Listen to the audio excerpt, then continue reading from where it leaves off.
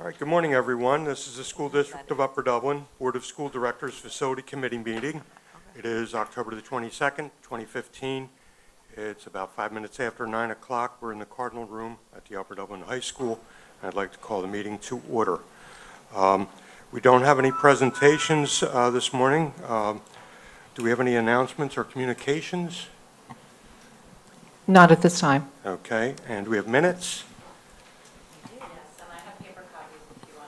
Okay. All right, so we'll look at the minutes. If there's any additions, deletions, whatever, please let Ms. Evans know, and then we'll move that along for the legislative meeting. Okay, and that brings us to the facilities report and recommendations, and the first one is the Aramark Energy Report. And Jason, I think you're... Yes, good morning.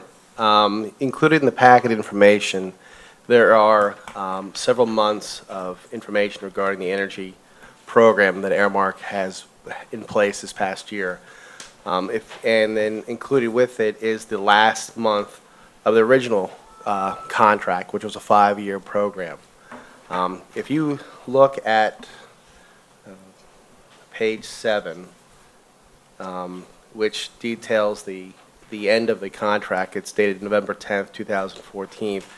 That was the last report over the 5-year program, and there it details where the cost savings and energy savings took place over the 5-year period. With the current profile ending at an energy intensity of 80.9 and the Energy Star rating of 36. Now if you move forward back into the 3 months of information that are here, which are July, August, and September, if you just look at the front page, September, it pretty much expresses where we stay today with regards to our current Energy Star ratings of 50, whereas the baseline was 25. Please keep in mind that the last month's profile was entered in with all information for the last year. So we created a new baseline moving forward. Our new baseline is that 2014 energy last year, the program itself. And then this new report shows how we're doing as a district in comparison to that last year, whether we're moving up or down the scale. And you can tell that we are indeed improving upon our 2014 results. Our star ratings at a 50 and our energy consumption or energy intensity is at a 71. So it's an improvement from our baseline of a 25 for Energy Star and a baseline use intensity of 76. And if you go to the second page. Okay, just to stop you there, the Energy Star rating, we want to see that moving up. Correct. And the baseline energy use intensity, we want to see that moving down. Yes, basically that Energy Star rating is in a comparison of schools or school square footage size for our district in comparison across the United States. So it's best to be above that 50 percentile and as close as we can to 100 as possible. That shows that's where we lie in the process of how better we are at saving energy compared to other schools. Okay. Okay, keep going. The second page gives information on a school-by-school basis. And it shows, though it's hard to somewhat see with a copy, the first column is the energy use index per school. So that shows you how many KBTUs each building is using. You can see the high school has improved from 69.7 to 59. And in part, that's due to some of the work we've done this past year. That one program that we had put in place, we changed scheduling processes in the building and changed the software we reprogrammed some units. That was a board motion that was passed back in February of this year. Right. And that was an issue. There was some question about that at the time. Why are we spending money on a new school? And we basically were saying, look, it's just as if you had a brand new car. You know, occasionally you need to have maintenance done to it to keep it in good operating order. And based on what you're telling us today, that was money well spent because we're going to get far more in energy savings than we would in the amount of money we spent to make some changes. Correct. And a lot of this information is very helpful to me in understanding how our buildings are currently operating. I mean, this past summer, we just did a lot of work in each individual building, repairing various pneumatic components and the control systems in each building to improve upon these results. Maple Glen has shown improvement based upon some of the controls work we've done in that facility, and it should improve more because we just recognized a recent issue with a valve problem there that overheated the main office, that centerpiece corridor. But I think moving forward, I look at these results on a monthly basis, and I try to see what we can do to improve upon them. Okay.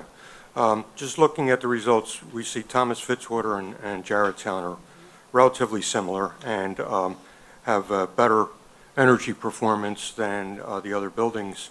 Part of the reason is, they don't, there's no air conditioning, there's no elaborate systems or anything like that. But the other thing is those two buildings, we put windows in those two, so we should have a good tight envelope. When we compare that to Fort Washington, system-wise, is it basically similar to to Jarrettstown and Thomas Fitzwater as far as the heating system is concerned, the way it operates? In a classroom basis, yes, all the units are the same. They're all pneumatically controlled. The one big difference in Fort Washington, the boiler room is rather aged. Okay. So those boilers in that building aren't exactly as efficient as they could be. Okay. But in essence, the systems are identical. You have a boiler plant in each building. You have pneumatically run systems in the building that control the equipment, and each classroom is basically a univent that provides heating in that space. So in very, very rough terms, if we replace the windows at Fort Washington, that would help to some extent. But what you're saying, I think, is you would need to replace the windows and replace that boiler to get anywhere near comparable results to the other two schools. Correct. We should definitely show improvement towards that scale to get close in numbers. All right. Okay, keep going. And then you can look at the next column, which is the overall Energy Star rating per building. And that shows you on a scale of comparison how each building stands in its building usage. And after that, the weather-adjusted change basically gives information on how weather adjustment comes into play on a month-to-month basis. Because normally you try to, how much your usage per building is based upon the weather. So there's a calculation that Aramark uses so that it makes it a common equation per year, per month. So you don't recognize, well, it was a colder month this year than usual, and that's why we use more energy. Well, that's not the case. On the scale of this month compared to a previous month where you use lesser energy, it helps determine where you actually made your savings. So we've seen a huge change at the high school when we compare the baseline to current Energy Star rating from 36 to 59, is that right? It's 59 to 69. Oh, yes, correct. 36 was the number that we left for 2014. Mm-hmm. So yes, it was a vast improvement. Good, good. So, if anyone has any questions, the other document included with these this information is Aramark's program, energy program, ended on October 1st. So, looking to see whether or not we want to consider renewing the program for the next year. So, I think it's pages 9 and 10 is the actual Aramark proposal for continuance of the program. Actually, it's the next section of paperwork, pages 1 through 3.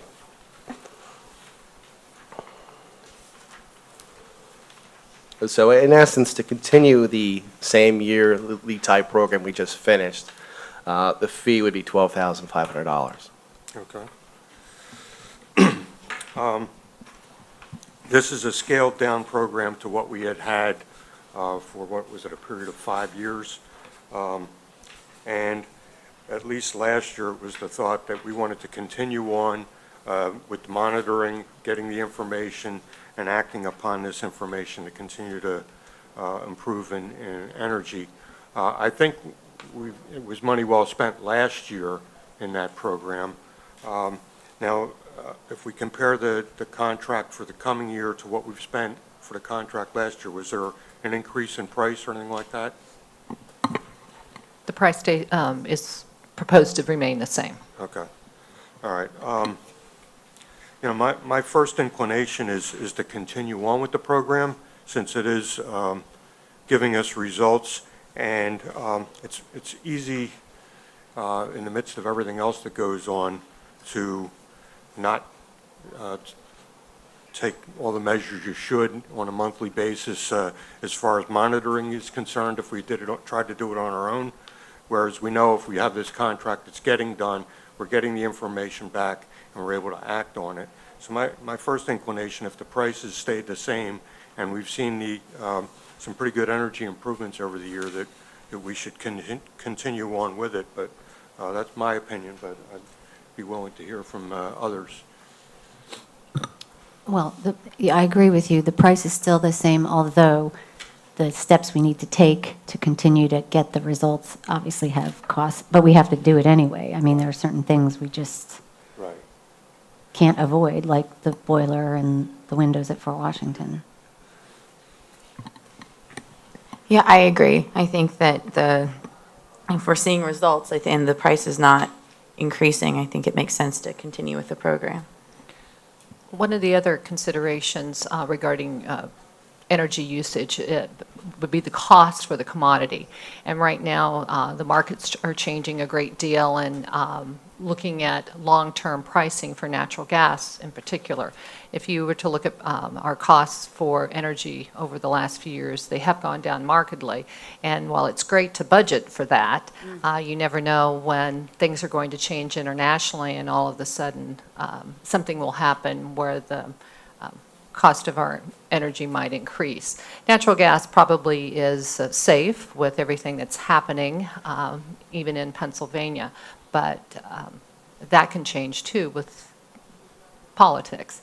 So this is helpful to me, or to the business office, to be able to separate consumption and then the price of the commodity itself. So, Mr. Shumalewski, you're probably going to be hearing more about this at the IU, as you're familiar, and the board may be interested to know that the IU business administrators and facilities directors work together to mass purchase in very large quantities from a couple of vendors and look at that. So, for whatever that's worth. No, it's worth a lot, and the fact that we're continuing to do work to improve our energy efficiency is good. Maybe it's not great in the fact that we may not be saving as much money because the price of the commodity is less, but that's not a given, you know, as we go forward in years. So it's good to get these things in place because it takes a while to get from where we were to where we want to be. And if we keep working at it, when the prices go up, we'll see a much bigger savings. And so I think it's a good thing to continue. Yes, I also would like to add, with this contract also comes some of Aramark's commissioning labor. They've helped me out quite a bit, inspecting buildings, checking their operation, verifying that contractors who've performed some controls work, whether in the high school or at Maple Glen or another elementary school, they come back through and verify it, make corrections, and also make also recommendations for further improvement. Good, good. Yeah, that is good. All right, unless there's input to the otherwise, I would like to move this forward for the legislative meeting. Yeah. All right, okay. All right, our next item. The next item on the list is Thomas Fitzwater's main office renovation. It's basically on the back of the last page of the Aramark proposal. We had several different reiterations on how the office would be laid out, and after reviewing it with the principal at the elementary school, the best result was this plan option F. And what changed was the addition of the vice principal's office being included in the main office renovation itself. So in essence, the layout is still the same, which we agreed upon before. What's changed now is instead of having a records office beside the existing principal's office, that space would become the assistant principal's office itself. Okay. So this is the last reiteration that it appears to have approval from everyone, Its next steps are just moving forward with GKO on letting them go further with their designs with the space itself.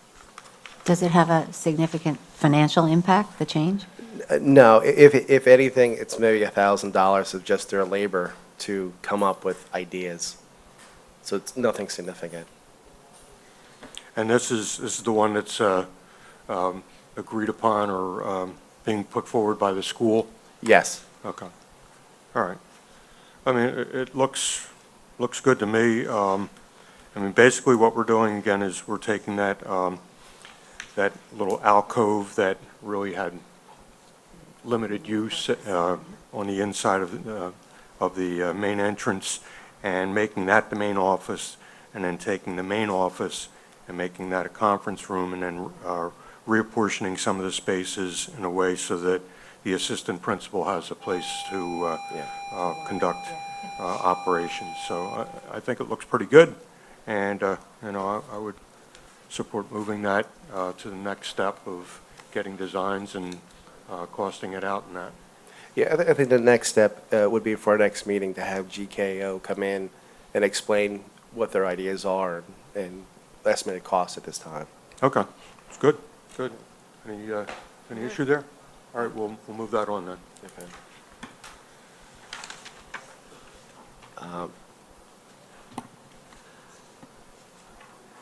I'm imagining the GKO would come to the Facilities Committee in November, just for clarification. That's great. Not to the full board before that. That's fine, Okay, I yeah. just wanted to be certain we were of a mind. That should be fine. Okay, thank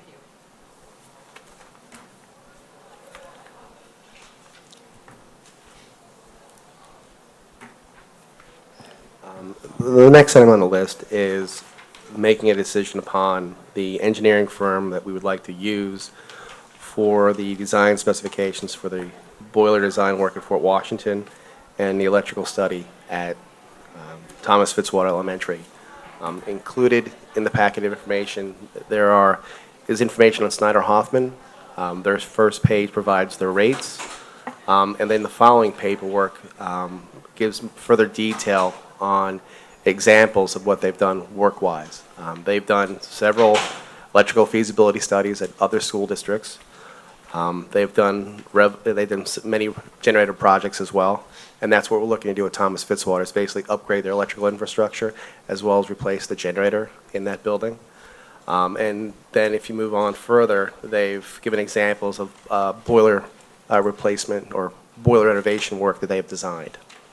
Okay, and again, this, the electrical study work came out of inspections that we had done a month or two ago? Yes, we had a electrical contractor come through and examine all our electrical systems, our main feed coming into the building, and we recognized some problems with Thomas Fitzwater at that time. Also, the equipment, the generator equipment in the building itself, we've done rather extensive repairs to on a regular basis to keep it up to code, and thus the belief or need at this, we believe that there's need at this time to make a replacement to that equipment as well as upgrade the structure, the infrastructure itself. Because right now, if you need to add any further electrical systems in the building, the laptops that have been added, the Chromebooks, adding additional air conditioning units, we are having a difficult time supporting that infrastructure on a classroom per classroom basis because of how the system is within the building at this time. Okay, as far, and it probably will be part of the work that's going to be happening in the future, but are we going to be adding capacity to the extent that at some point in the future, if we wanted to, say, provide air conditioning for the building, that capacity would support such a thing? Yes, that's a consideration. That's why the study. We wanted to see what we're currently using, how it's coming in the building, make sure that we have the proper structure to handle it coming in the building and to properly distribute it throughout. And then they'll give us recommendations of what they think we need to upgrade it to that amperage to say, hey, if you want to accommodate future air conditioning systems down the line, this is what you would need to do. And from there, we can make a determination of what we want to do next summer with regards to replacing the generator as well as how much infrastructure we want to change on the electrical side. Okay. Yeah, because, I mean, unless I'm wrong, I mean, we've been under the idea that these elementary schools are going to be there for a while. And we're not looking to replace that elementary school. So if we're going to be doing some electrical work such as this, you know, it's basically for a long period of time, so we should size it appropriately, because more than likely, before those schools are done, they will be air conditioned. So if we can get prolonged life out of those buildings, we want to do that, and this work would support that. So I think it's money well spent now to do that, rather than just getting a little bit of beyond what we have now in the way of capacity and then having to add on at some point in the future. It's probably more cost beneficial to do it all at once and True. and be sized appropriately. Correct. So at this time, we've basically, on recommendations from others and the fact that we've used some of these vendors in the past, there's two options at this time to move forward with, whether it's Snyder Hoffman, who we've already used on some work in the district, relatively, I guess, about 6 years ago. They did the fire alarm upgrade for us with all our buildings outside the high school. And then Lehigh Valley Engineers, who's done some small work here and there. But these are the known players that do a lot of work in the area and have done work for us in the past. So it's a decision upon who we want to select at this time to move forward with. Okay, and this work here, I mean, you already have the quotes for the rates and that sort of thing.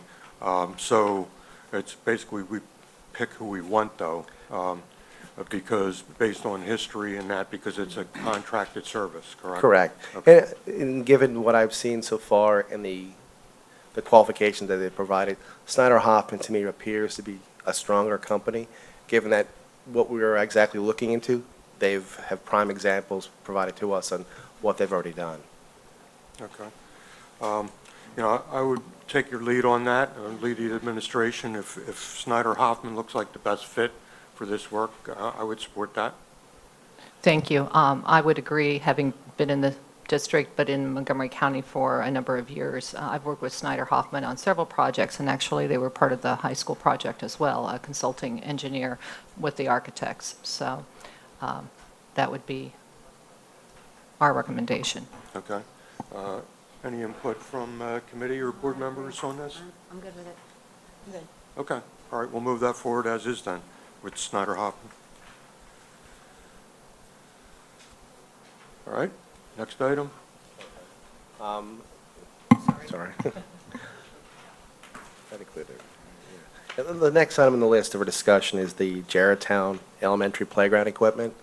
At the current time, the school is looking into various systems for their equipment decisions. At this time, looking to replace in the front of the building on the asphalt section the swing set as well as another play set beside it. They're of age. They are in need of replacement.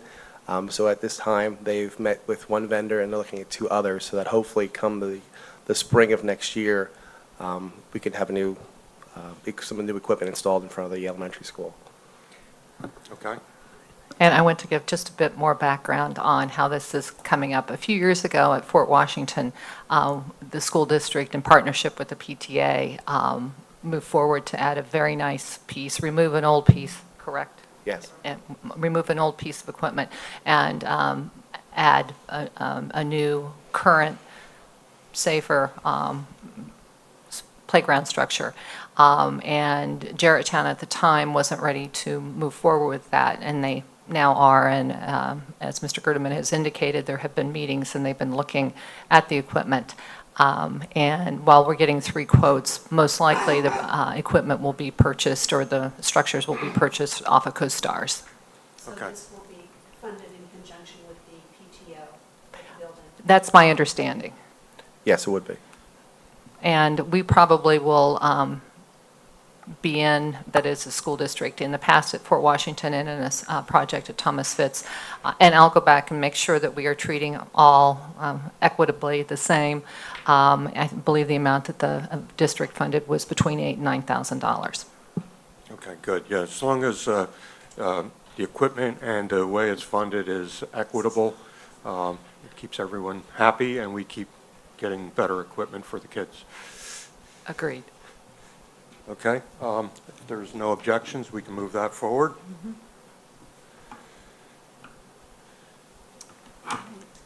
All right, next grade alignment task force update. Yes, I would like to inform the committee of the work that has been done. We are tentatively setting a date for the first meeting of the task force on December 1st. Our immediate project right now, our first task, if you will, is to contact the members who participated in the previous incarnation of the task force. That will begin probably early next week to determine their interest in continuing that work.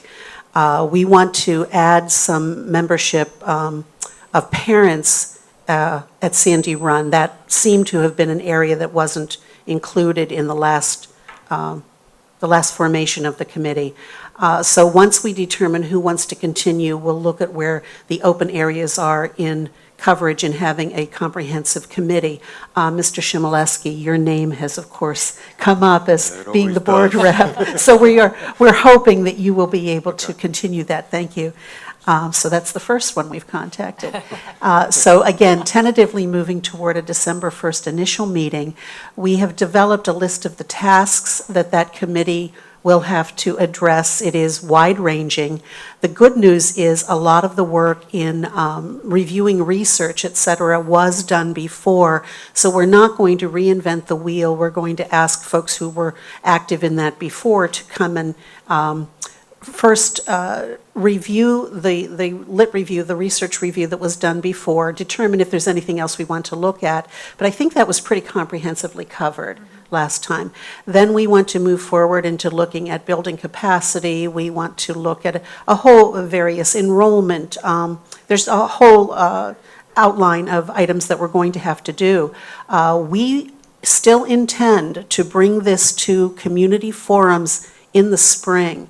So the work is going to move along, we're hoping in a timely manner, a great deal of work, but we think we're going to organize this so that we can do that and get input from the community for the board's consideration in the spring.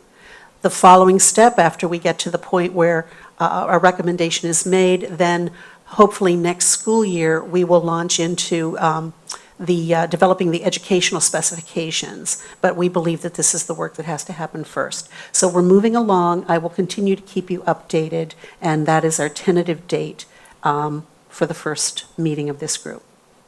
Okay, good. Any input from any of the board members? Okay, Sounds I good. think this is a good step-by-step comprehensive plan to move forward with this, because it's wide-ranging. It could potentially impact all the elementary schools and the middle school. It has impact on our curriculum, on our finances. So we need to act carefully and kind of the way we did it with the high school, hold hands and all move together. Yes, absolutely. Yeah. Okay, thank you for that. Any other comments on that item? All right, we'll move on then to the heating at Maple Glen Elementary School. Stormwater. Oh, yeah, we got the stormwater. Oh, I'm sorry, missed one. Stormwater runoff at Thomas Fitzwater. Okay. We basically found some soil subsiding in a certain area in front of the school. It's an area that is in between the parking lot and the sidewalk.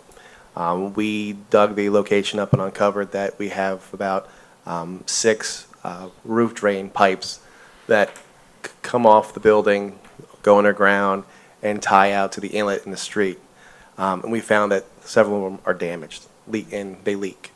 So in further investigation, it appears that we may have more breaks in these stormwater lines. So at the present time, we have Hirschberg Mechanicals doing the uncovering of work. We're going to invest some more time investigating where our problems are, piping-wise, within these lines. These are 6 lines out of 12 that tie into the inlet in the road. So they're in the investigation stage right now, and hopefully within a week or so we can make a determination of how we're going to move forward with regards to repairing this work.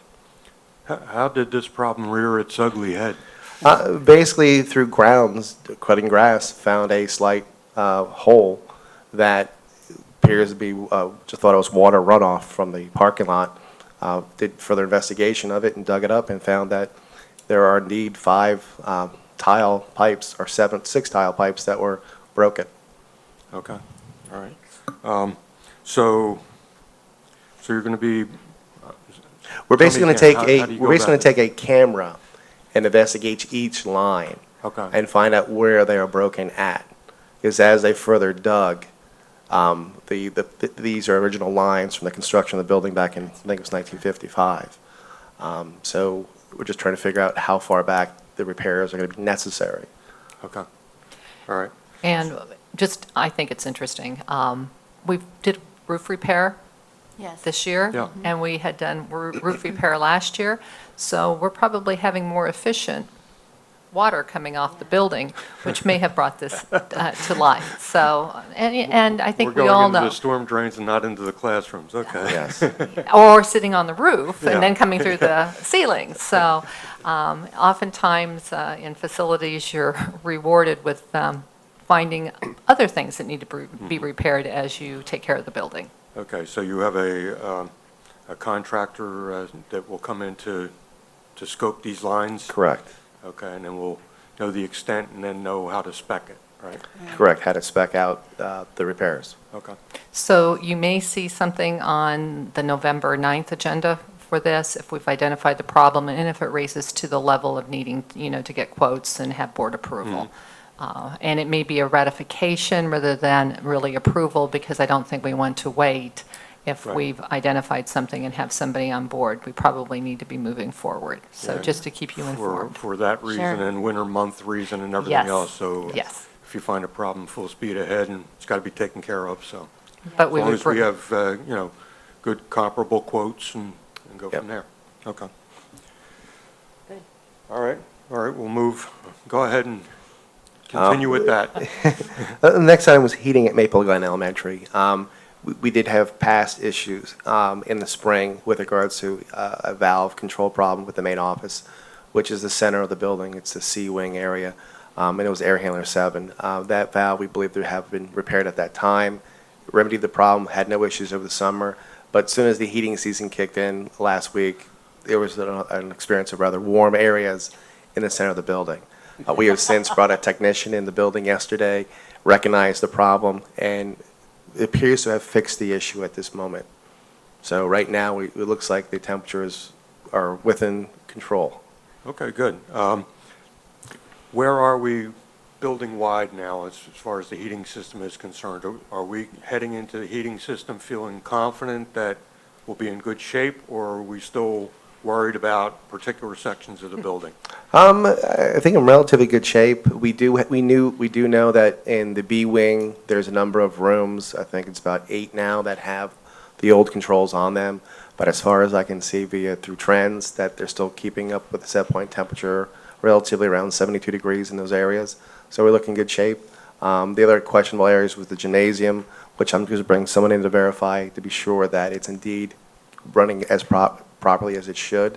We could have another valve control issue there, but the room itself is on return air temperature is about 74 degrees. The space temperature is about 68.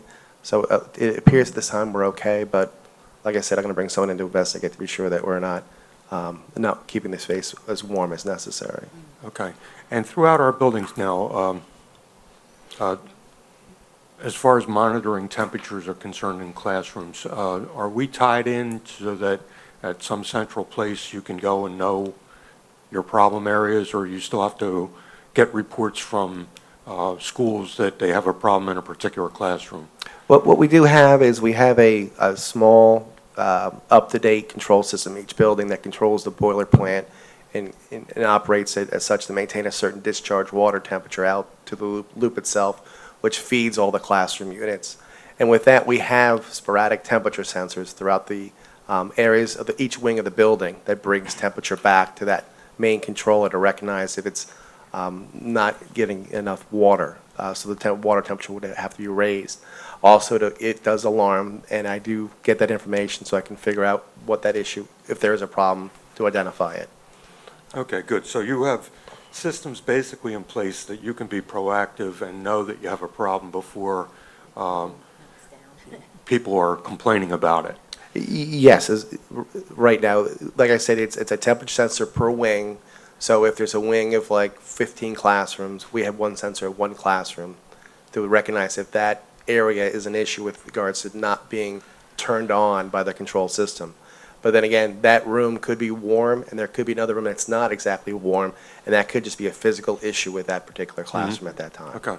But I think, over time, we're slowly but surely getting into the realm of proper controls and proper reporting, and it may not be ideal yet because we still have, a lot of pneumatic systems and that which have their own peculiarities, but I think we're in far better shape than we were, say, just a couple of years ago, so. Yes, I feel that the work we've done this past summer, bringing Johnson Controls in, inspecting every classroom unit, making the repairs, excuse me, I feel we're way ahead of where we were last year. Good, good. All right, any other comments or questions? No. All right, is there any other items that anyone needed to bring up at this point? I've included with the information a rough draft of projects that we plan on performing this year and in the summer of next year. They're listed per school for the most part, with the exception of the first three items, which are pretty much general items. Thomas Fitzwater main office design work with GKO, that's undergoing right now, followed by an estimated price with regards to what we're going to do with the engineering for the boiler room work, the emergency generator work at Thomas Fitzwater. And the third item is striping with regards to just painting parking lots and that sort of thing throughout the district itself. And then if you go building by building, this is what we plan on doing, plus an estimated cost for the work. You can see at Thomas Fitzwater, it's the new generator and electrical infrastructure, the main office renovation. And we're going to plan on doing some abatement within the hallways and classrooms within Fitzwater as per our yearly plan to remove the asbestos. If you move on to Fort Washington, there's the boiler renovation for that facility that we're looking into right now, as well as paving the parking lot. There's a grease trap we'd like to replace. And one thing on here that we're looking to do is rekey some of the interior doors within this building, as well as, I believe, Thomas Fitzwater. With respect to boilers, now I know when we did this new school, we looked at various ways to heat and cool the building, and we opted not to go with big old boilers running fossil fuel and that. The idea was, keep it all electrical, and over the long course of time, we'll be getting away from fossil fuels, going to more, renewable resources, but here we're looking at boiler replacements in our elementary schools. Doesn't seem to jive with what we've done here. However, unless I'm wrong, basically it's because we're not doing a major renovation in those schools. It's basically just a change out. If we opted to say go with geothermal at an elementary school, it would be a huge undertaking in the building itself, because you'd have to basically be a renovation, I think, in Yes, order to get that done. it would be, and it's all been piping. You need to have a soil field in which you have a lot of drillings Right. out to, which we don't really have that. But with the boiler itself, there's newer equipment. There's condensing boilers these days, as well as other systems or methods of installation and using systems to get the best savings Yeah, with the energy how are usage. boilers different that you would buy today compared to what is now in place? Well, the ones there were, I guess, installed in the 60s or late Yeah. 50s. So I think anything we provide today will be more energy efficient as compared to what was previously installed. And plus, there's different types of systems with regards to water loop control, as well as the boilers themselves being more efficient. Okay. Now, say the boiler at Fort Washington, is this a fire tube or a water tube boiler, or is it just a big old cooker, or what is it, and how would it be different with what we would buy today? It's a Weil McLean gas-fired boiler. It's rather large and rather inefficient. because of its size and how the water is or flows through it. We can go with condensing boilers if that's agreeable with regards to the building structure and the timing it takes for heating water and dissipating through the system. And that's something we'll look to the engineering firm we select to get the best advice of what they would recommend given the building and its current structure outside of the boiler room. There's different ideas we can play with, but I really would ask them to present us with the most efficient system. Okay, all right. Okay, And- yeah, I just, wanted to make sure we covered, our work that we're looking to do as far as boilers are concerned, because, it's going to be there for a long time, and if there was a better way to do it, and a cost-effective way, I think we would be entertaining that, but I don't think there is when we're, in a very limited sense, doing work at the elementary schools. We're not looking to do a major renovation of the whole school just to replace the boiler. So, Correct. okay. All Mr. right, keep going. Shimeleski, may I just ask, could you give the committee just a very brief update on the status of the removal of the outbuildings at the administrative center? Okay. At this time, the 4 structures that were unsafe were removed 2 weekends ago. Excuse me. What is left to be done is there's the concrete slabs associated with them. They should be removed this weekend. Following that, we're going to do a final coat of painting on the remaining structures. There is still one last item, is the garage, which is up the back corner. The roof is caving in. And that's where I've got a line item here, number 27, is a consideration of what we want to do with the garage itself. Given its current shape and looking into the cost of trying to keep that alive, I think it's not rather cost effective at this point. So I'm looking into other possible storage means to add to the property itself. Because right now we have a hard time with storing our grounds equipment. We're looking for space anywhere in the district, as well as, say for instance, right now we're looking to take on the salt for the winter time, and this is the best time to buy it. We have no place to put it at this point in time within our buildings or with any sort of storage garage. So if you aren't going to repair the existing garage, would you bring it down, tear Yes. it down? Yes. So that would come down and you'd put something in place of it? Correct. Okay. Are you saying that the existing garage is too far gone to try to fix? Yes, if it's pretty much after this coming winter, it's going to be rather not cost effective. Given the estimates of using an architect, talking to general contractors, we're looking at something around $120,000 to repair. We can demolish the building, build a new one, a steel building on a much cheaper scale. Okay. Is that basically on the same footprint? Is there a concrete slab? There's no concrete slab there. It's a concrete exterior with cinder blocks, and it's all stone. Okay. Yes. Oh, okay. All right. There's one other project, and while Mr. Gerdeman and I certainly did review this together before it was brought forward, one of the things that I remember because of the construction of the high school, which is before Jason came with us, before we totally closed down the high school project, yes, believe it or not, it's not 100% closed out yet, we needed to have a traffic study done by McMahon, and that has been completed.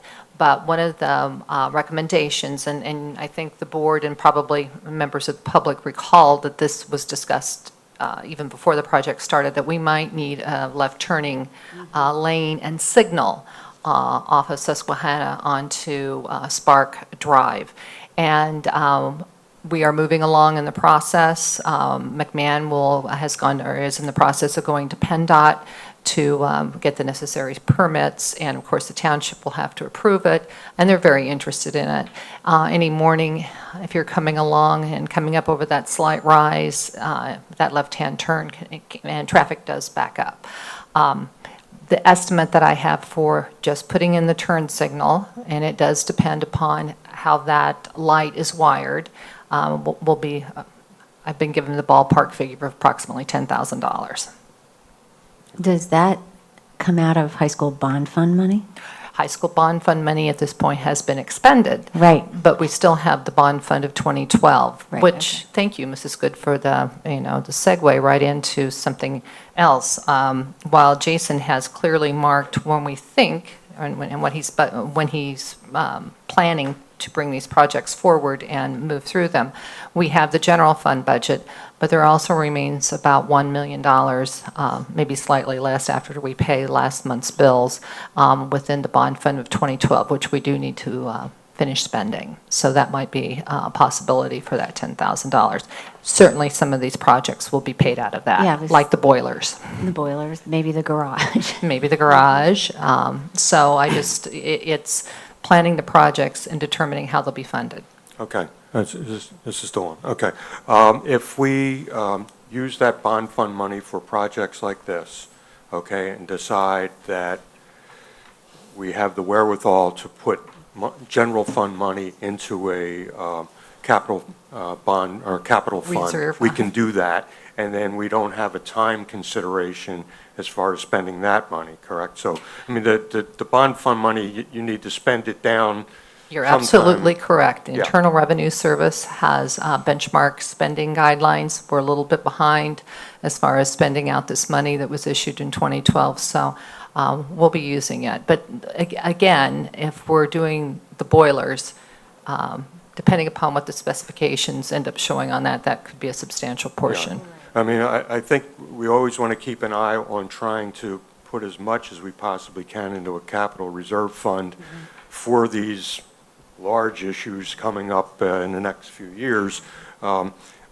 Bearing in mind that we do need to spend down bond fund money, it doesn't mean like, it's happy money, we can spend it. Oh. We can spend that on these projects, but then the money that, had we been using general fund money for these projects, we can use bond fund, but then take that general fund money and put it in a capital reserve so that we still have money to do the things long-term. Absolutely. There are some restrictions on how long you can hold capital reserve money, but they're much less regulated and viewed. And as we know, the federal government is always looking for additional revenues. So they are watching to make sure that, in fairness, they're trying to be the accountant CPA, making sure that we're spending our bonds, which are tax exempt for federal purposes, as Okay, appropriate. I'm kind of dancing around in the finance schoolyard a little bit. but You we are, but kinda- I'm okay with that. We kind of have to work hand in hand here because these things don't get done unless we have a good facilities plan, but also the financial resources, so we have to work together. Yes, we do. Okay, anything else you wanted to cover, Jason, on this list? Just note, the update column basically states, it's in design, that means it's actually being planned for. If it's under discussion, it's basically being discussed whether or not it should be a project or not. And if it's getting an estimate, I'm trying to put numbers together to move forward with that and bring it to this meeting for a vote on, eventually with the full board. Okay, good. All right. Any other questions, comments? I just would, if there was any more update about the tennis court removal and the bridge repair, because I see that obviously the price tag for that is pretty high. I didn't know if there was any updates since the last time. We received some correspondence from Montgomery County that they've approved. I don't remember which department, but most likely it's erosion and soils, that they've approved our plan, and we have 2 years to move forward. Mr. Collier and I have had an email back and forth, but we're basically on hold until the spring. So January or February, when we can start putting a plan together to get that taken care of, regrettably, because we've put a lot of time and effort into it. Okay, anything else? All right, that brings us to community input. If anyone would like to address the committee, please step to the podium. I'm sorry, there Yeah. was one more comment I should make to Yeah. Ms. Rothman's question. Due to the change of scope brought about by the bridge work, Mr. Collier and I have been discussing an increase in his contract, which, as much as I like to be tight-fisted with money, would seem reasonable with the change of the scope of the work. So that would be brought forward for board approval before we'd move forward. Okay. All right. Sorry. As I said, if anyone wants to address the committee, step to the podium, state your name, section of the township in which you live, and I imagine the 4-minute rule is in effect. Hi, Jenny Vitella. I like these meetings. Okay, the boiler that for Washington is supposed to get, is this going to help distribute the heat in the classrooms better? Is that the end result on that situation? Because I know some rooms are cold, some rooms are hot. And then, wouldn't windows be great to facilitate that boiler from working overtime if we didn't get drafts coming in from our old windows? Also, Maple Glen, I worry, because I'm looking at this chart, and maybe I'm misreading it, but it's like the usage is so high and the Energy Star is the lowest, and yet this is one of our newest buildings, and we just dumped in, I don't know, I think maybe $160,000 last year on their heating unit. I know they had problems, and I guess I'm just wondering if I'm reading that right, that it's still really bad. Hopefully that's corrected this year with our money spent last year. And whoever did that work 13 years ago, are we steering away from them in the future? Are we learning? I don't know if it was the layout or what happened with that. Are we learning from our mistake? I'm wondering, because it looks like that was a problem if they're costing us the most versus all these schools. And it's fun, the storage garage, that your whole administration building, what I love about it is that it is historical in nature and looks good. So if it wasn't that much different to make that garage, to keep the garage and fix it up to keep the historical significance and in line with that whole setting there, I think that would be a consideration versus a steel building that we have them all over the place. I mean, that's what's so cool about that, that building that you guys are in. I love it. Anyway, that's it. Thanks. Thank you.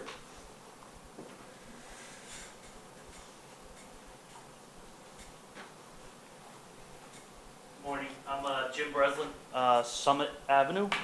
I have a junior, JT. My other son, Garrett, is a sophomore, and I have an 8th grader, Allie, at Sandy Run Middle School.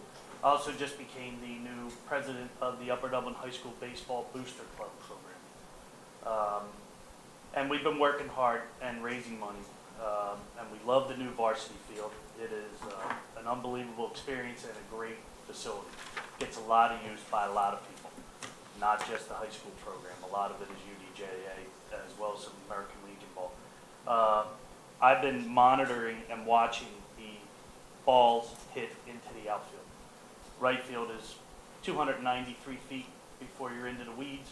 Left field's like 323. At like 330, we have concrete water conduits, concrete structures, and I've seen balls hit by wood bats go into both, on a fly into right field, right center, and in between and through and out into the parking lot in left.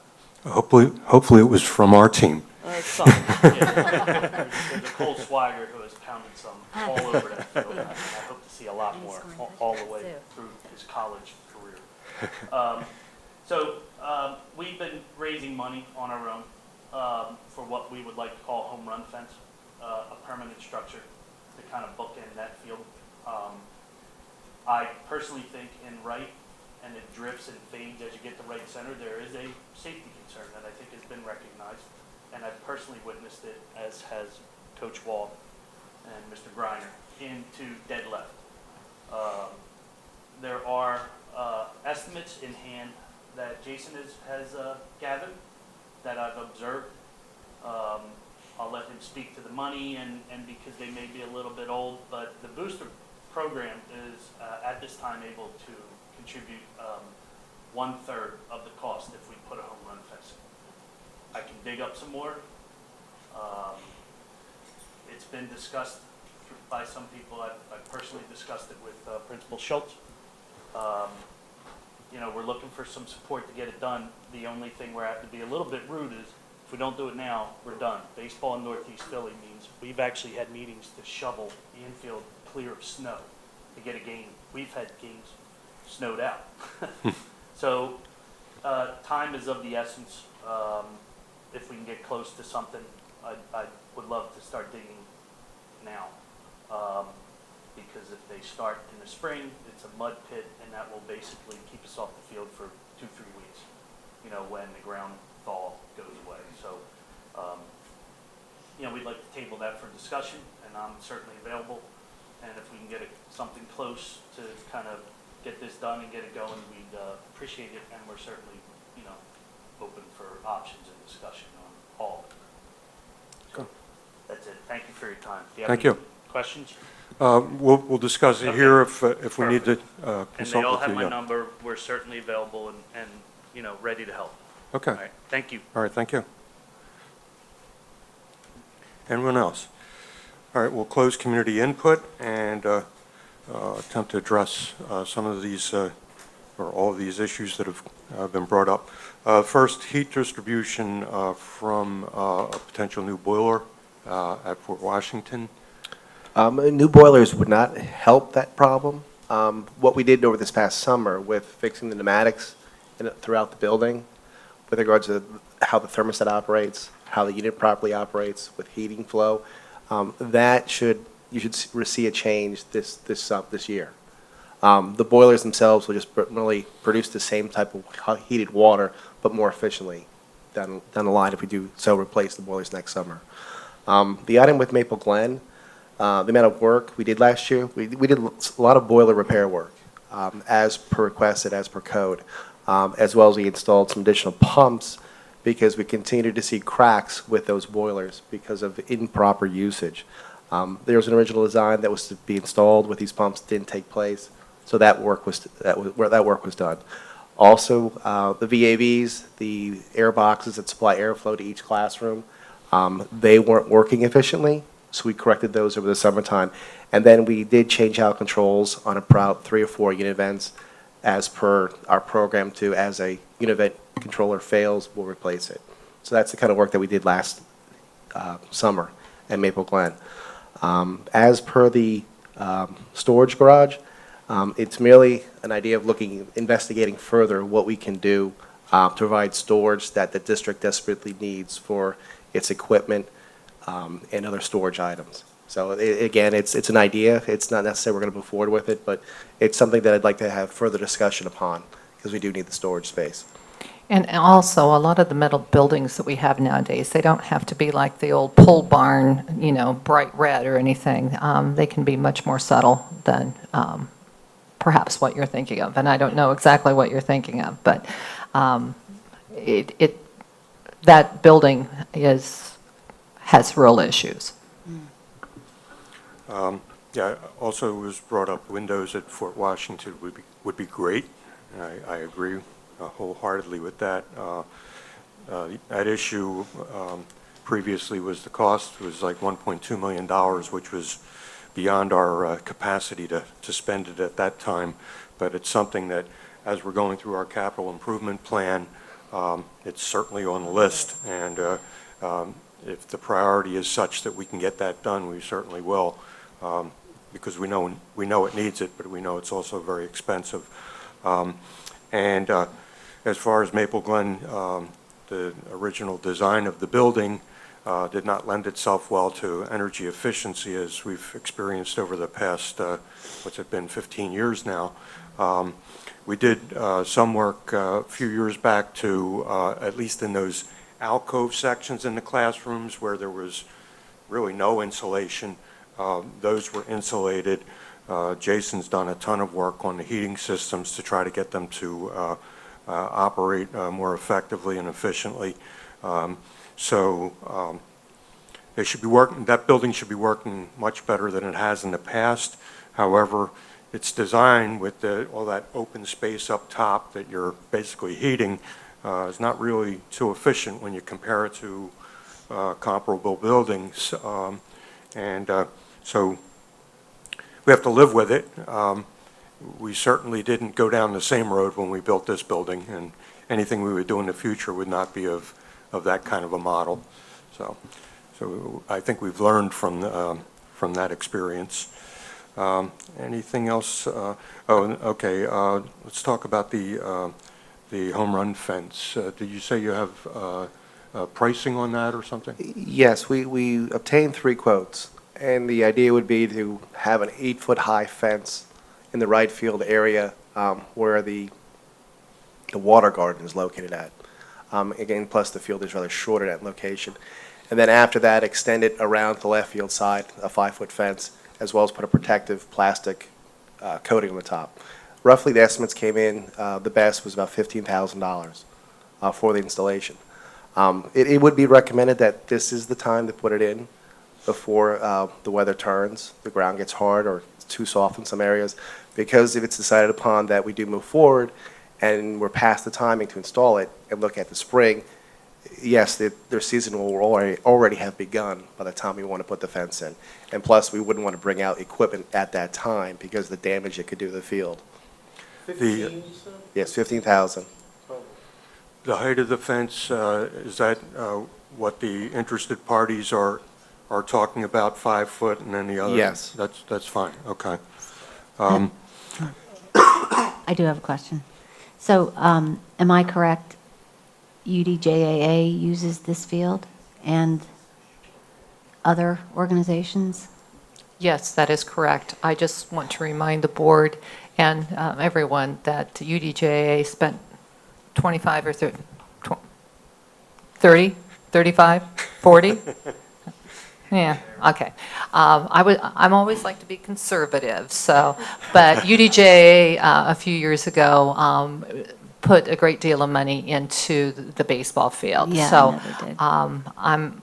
I don't want to speak for them. I just know at the time, and I think Mr. Wall and Mr. Greiner would agree that it was pretty much represented at the table that that would be it for a while.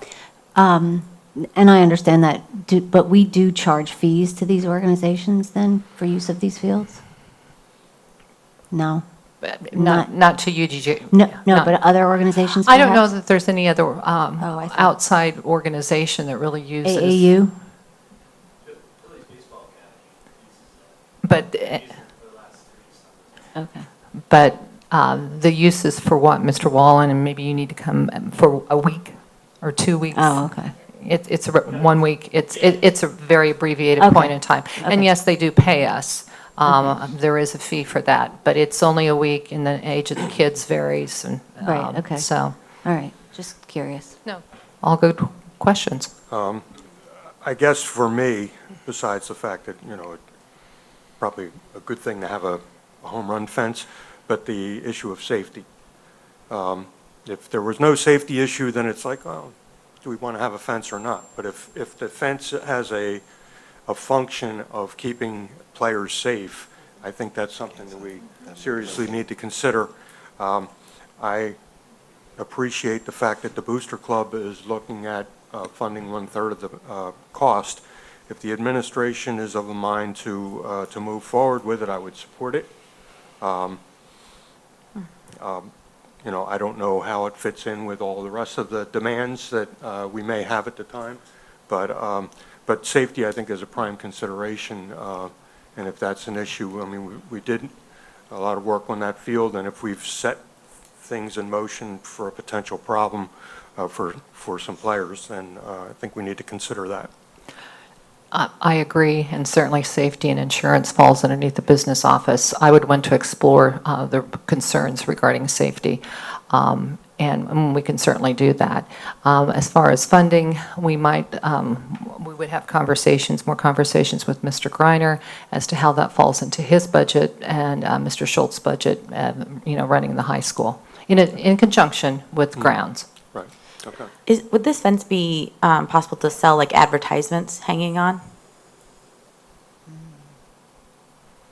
It warrants it. You can definitely advertise on it, but it's a matter of can you get people to advertise. Okay. May I just add, I want to applaud the Baseball Boosters Club because in conversation or communication with Coach Wall, it appears that you have developed actually a relatively long-term plan moving forward of improvements that you would like to see. And I look forward to a presentation to the committee of that. And I would hope that other booster clubs in the future would be able to do that and come and present what their thoughts are for the long term. I think that's really helpful for all of us in moving ahead. So again, thank you to the Booster Club for that. And we look forward to hearing an extended plan from you. So thank you. Oh, it's just the material that's used on the wall. Watching baseball even, you see guys running into the wall, and maybe there's more injuries with the wall, maybe there isn't. I don't know, but is it soft? I mean, when they run into the wall, our kids. I don't think it's a wall, it's a fence. Well, no, it would be your standardized fence similar to installation that's at the, within the stadium, that black coated fence. And it's typical that the vendors that I've spoken with, it's standard at other baseball fields. The main issue is to cover the top Right. of the fence itself. And So what's the material of the fence? It's basically fencing material that's coated in a Teflon-like plastic. A chain link? Oh, it's just Yeah, a chain link yes, fence? yes, 8-foot chain link fence yes. without any protection or any? It's coated. No. Just the top of it would be protected. Would it top. be like what's along Spark, along the two? Yeah. if- You need to if talk you into the would- mic. Thank you. And talk into it. We couldn't hear the other. No, the reason why it's safer to have the chain link fence is because it gives the players a sense of space, of perimeter, and they have knowledge. We will be practicing off of the fence, and when you have that, then you have an awareness about you when you're tracking down a fly ball. Where those concrete drainage ditches that you would be falling down into, falling into grates, falling into large rock, into trees and parking lot barricades, that you don't have a sense of space. And so it's much more difficult. We've had players, thankfully nobody was, but I mean, last season we played Neshaminy here. They were hitting bombs out there. And we were tracking, we had players catch them. Because there's two storm grates, one leads to the next, and we had players catching them right in between the concrete drainage. So, beyond just the rain garden and right field, which is why it's 8, because it's much shorter. But those rain things have been bothering me since we moved over there. And the reason why it has become more of an issue is because when it became varsity field and we pushed the home plate further out, it got us closer to those storm grates. And with a varsity player using an aluminum bat, it happens.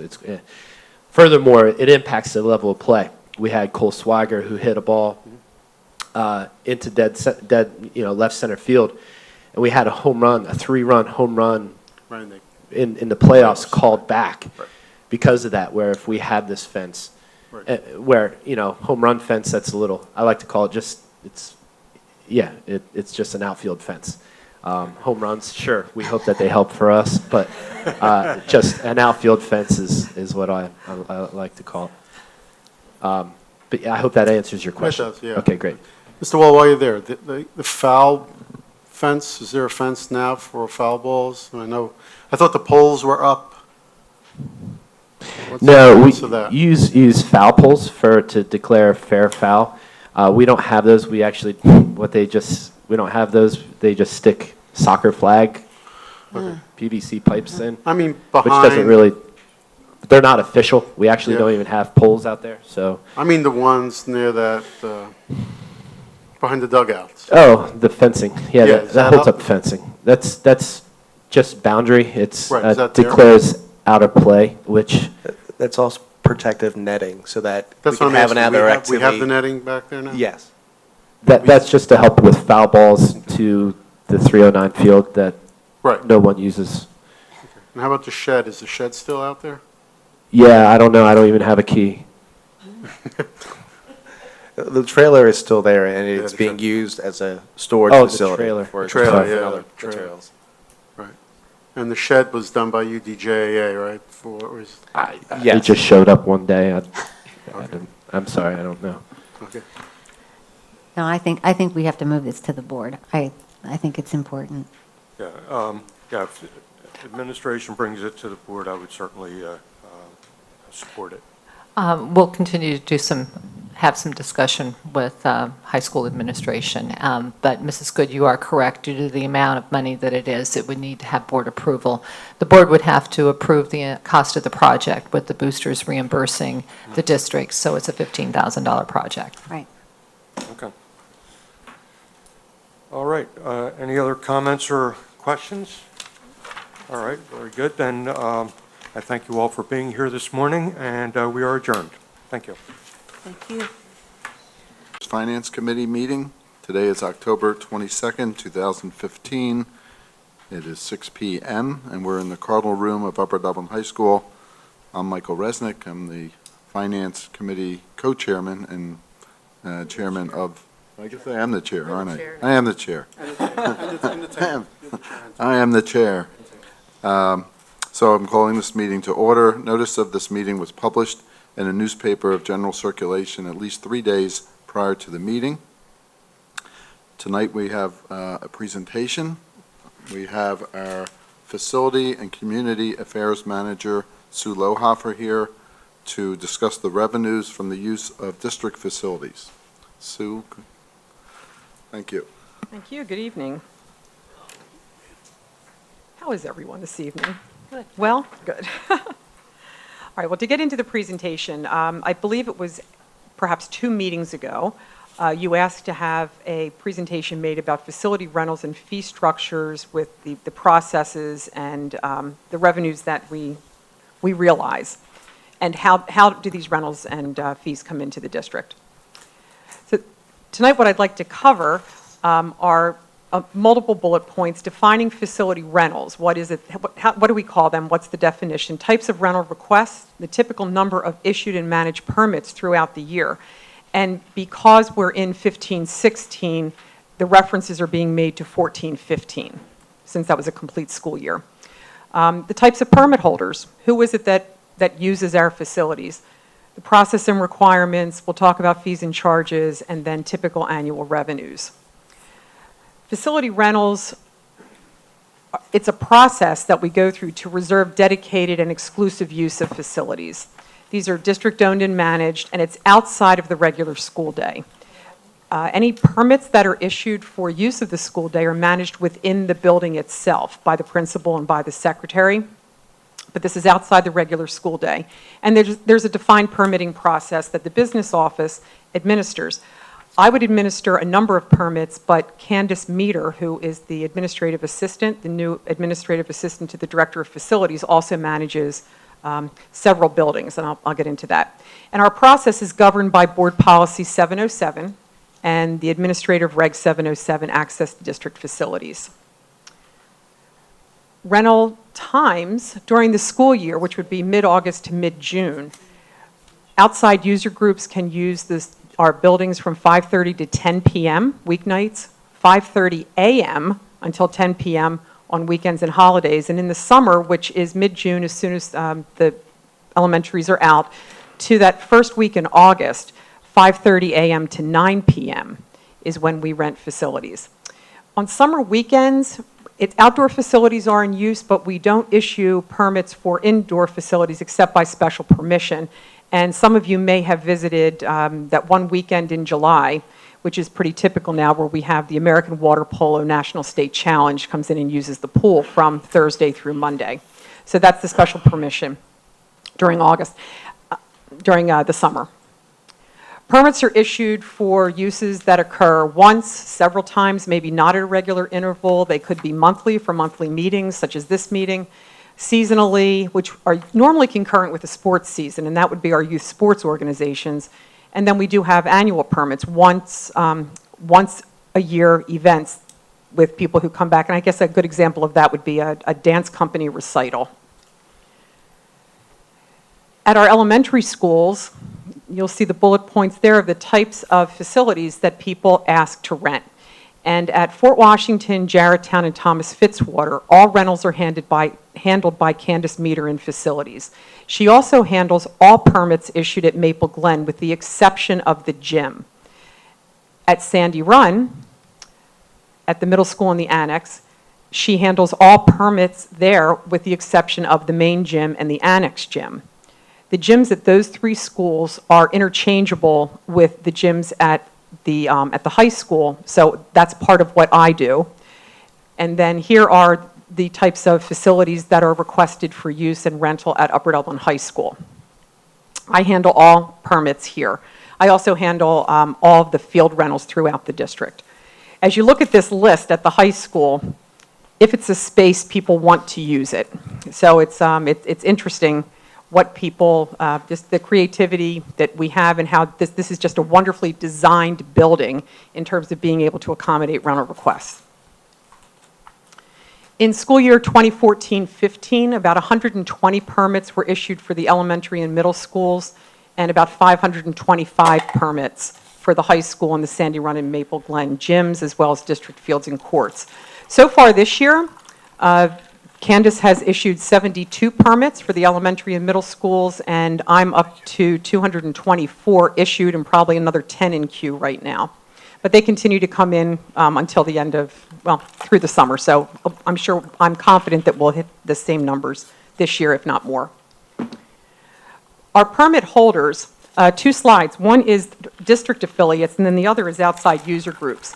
So these groups, all of the bullet points here are either clubs, part of our content area, different, the activities office, teams and booster clubs. So as you look at the different bullet points here, these are all groups that are affiliated with the school district who do request permits at some point throughout the year at some building. Our outside user groups, another long list of bullet points, and the outside user groups would include the youth sports organizations, that third bullet down on the left-hand side, and you see then Junior Athletic Association, Soccer Club, the Aquatic Club, Crooked Cross Girls and Boys, and recently the Upper Dublin Youth Wrestling Association. It also includes St. Alphonsus CYO. Through Upper Dublin Township, we have a number of uses by Upper Dublin Parks and Recreation, a few by the police department, a few by the library, and a few by the fire company. And then you see the other groups that we consider outside user groups. The process and requirements for receiving a permit, there's a facility use form, and we say in the office, embrace the form, use the form. The form is what triggers the entire process. So you can find that online. It's a fillable form. So at the district homepage, you go to community, there's a drop-down menu, and what's highlighted there is building facility use.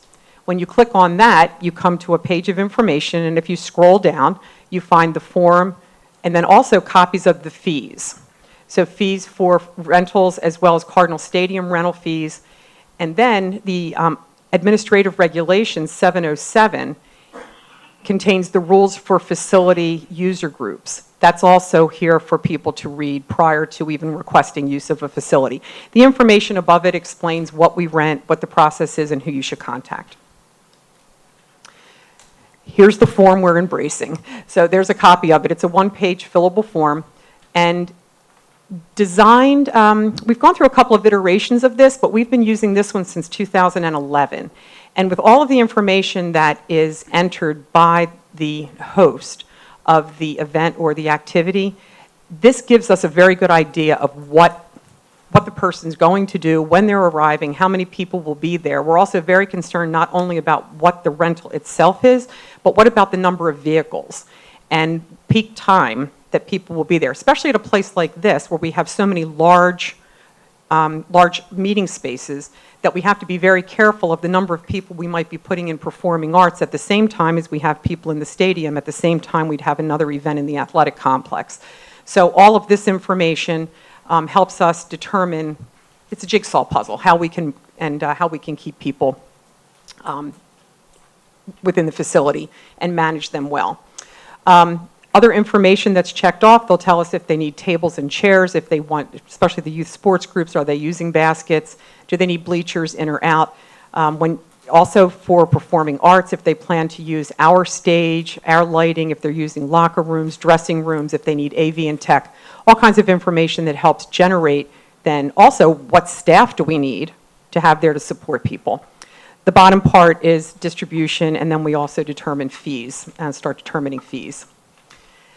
So the facility use form is completed and submitted. It's reviewed by our staff first, and we'll look at the calendars that we maintain in the office and see, is the space available?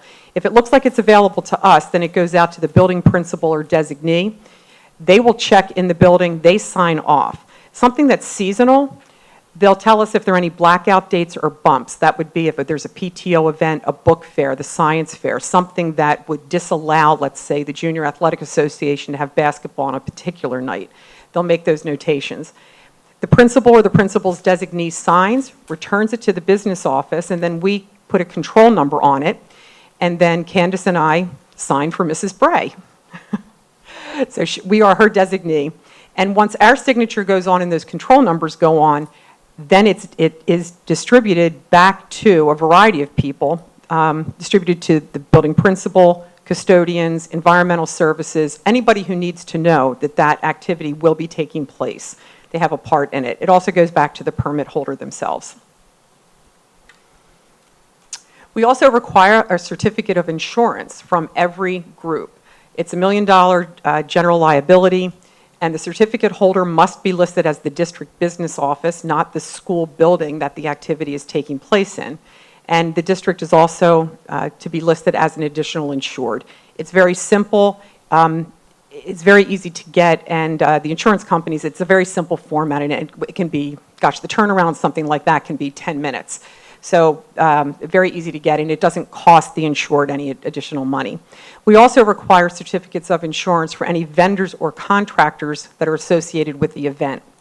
As an example, if there's someone coming in to sell apparel, they could be bringing in their own tables. It could be someone with those T-shirt makers. We want to make sure that they're also insured in the event that there's an issue while they're here on site.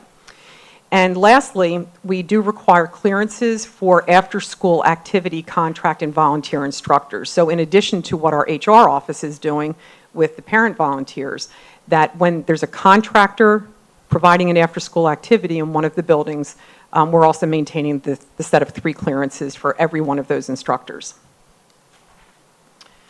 The rental charges, I know this is a little difficult to read, but this is a one-pager that's on the web page. These charges are approved by the board annually. You might remember reviewing these and passing the motion. I think it was in August. Okay. Additionally, you also review and approve annually fees and charges for the pool. This was done at the same meeting. At the top of that page for the rental fees, and according to policy 707, there are 4 classes of users.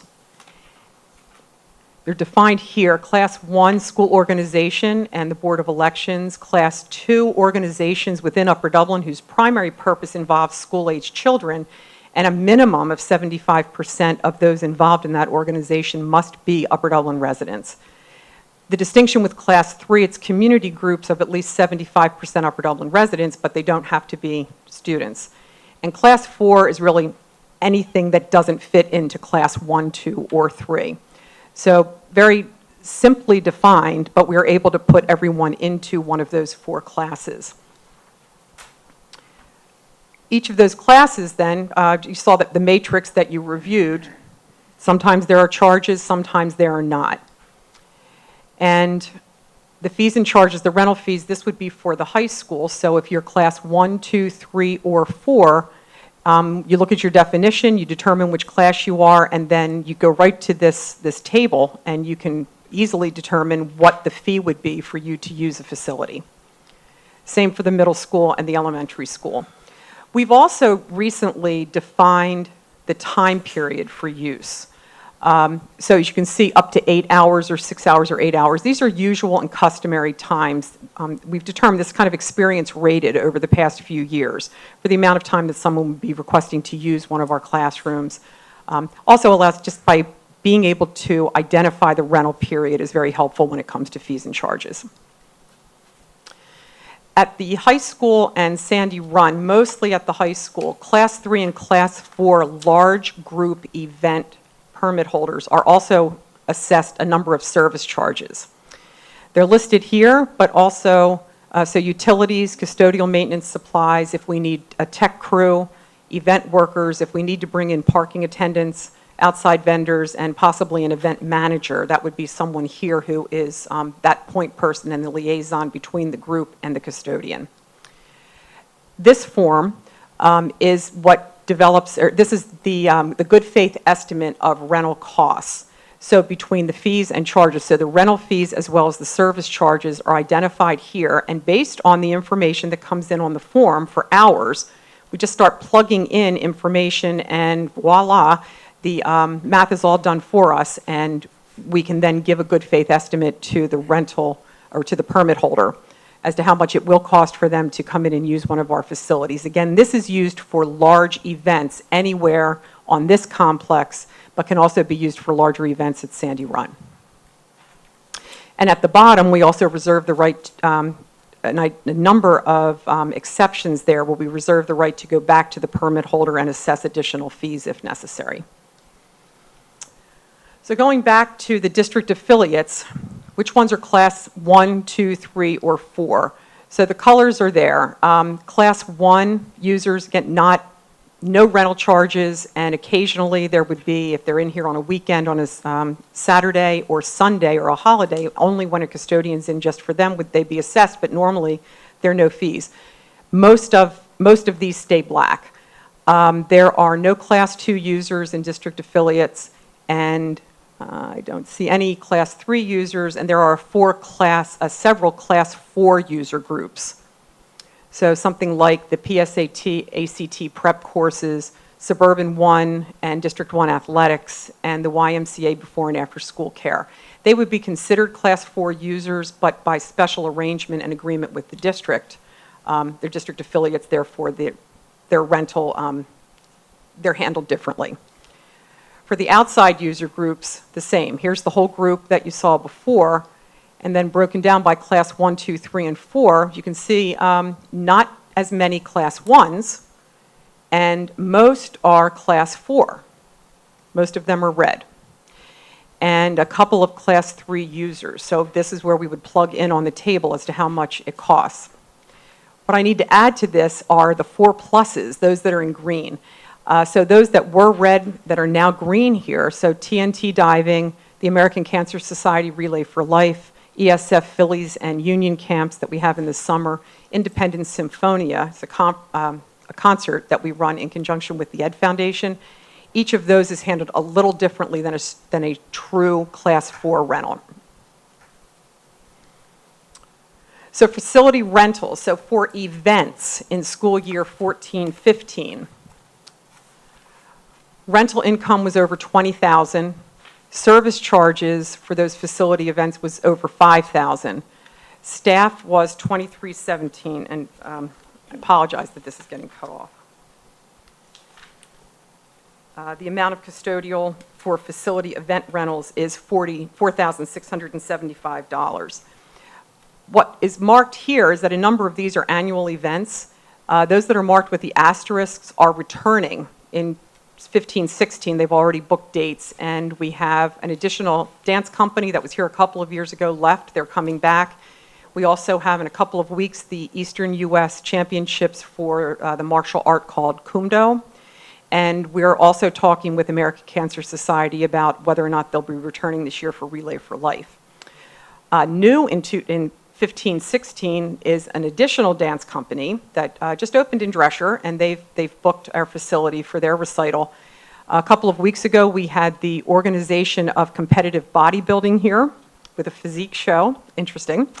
And we also have the Pennsylvania, go ahead and giggle. The Pennsylvania Philharmonic is coming in with a concert on January 2nd. And it says plus FBU camp. That is a football camp that's affiliated with the NFL, and we're in negotiations with them right now for a weekend at the end of June.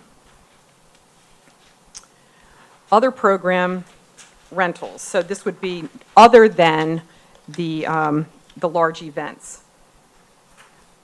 $46,475 came in rental or fees and charges. So you see the different groups where that money was generated.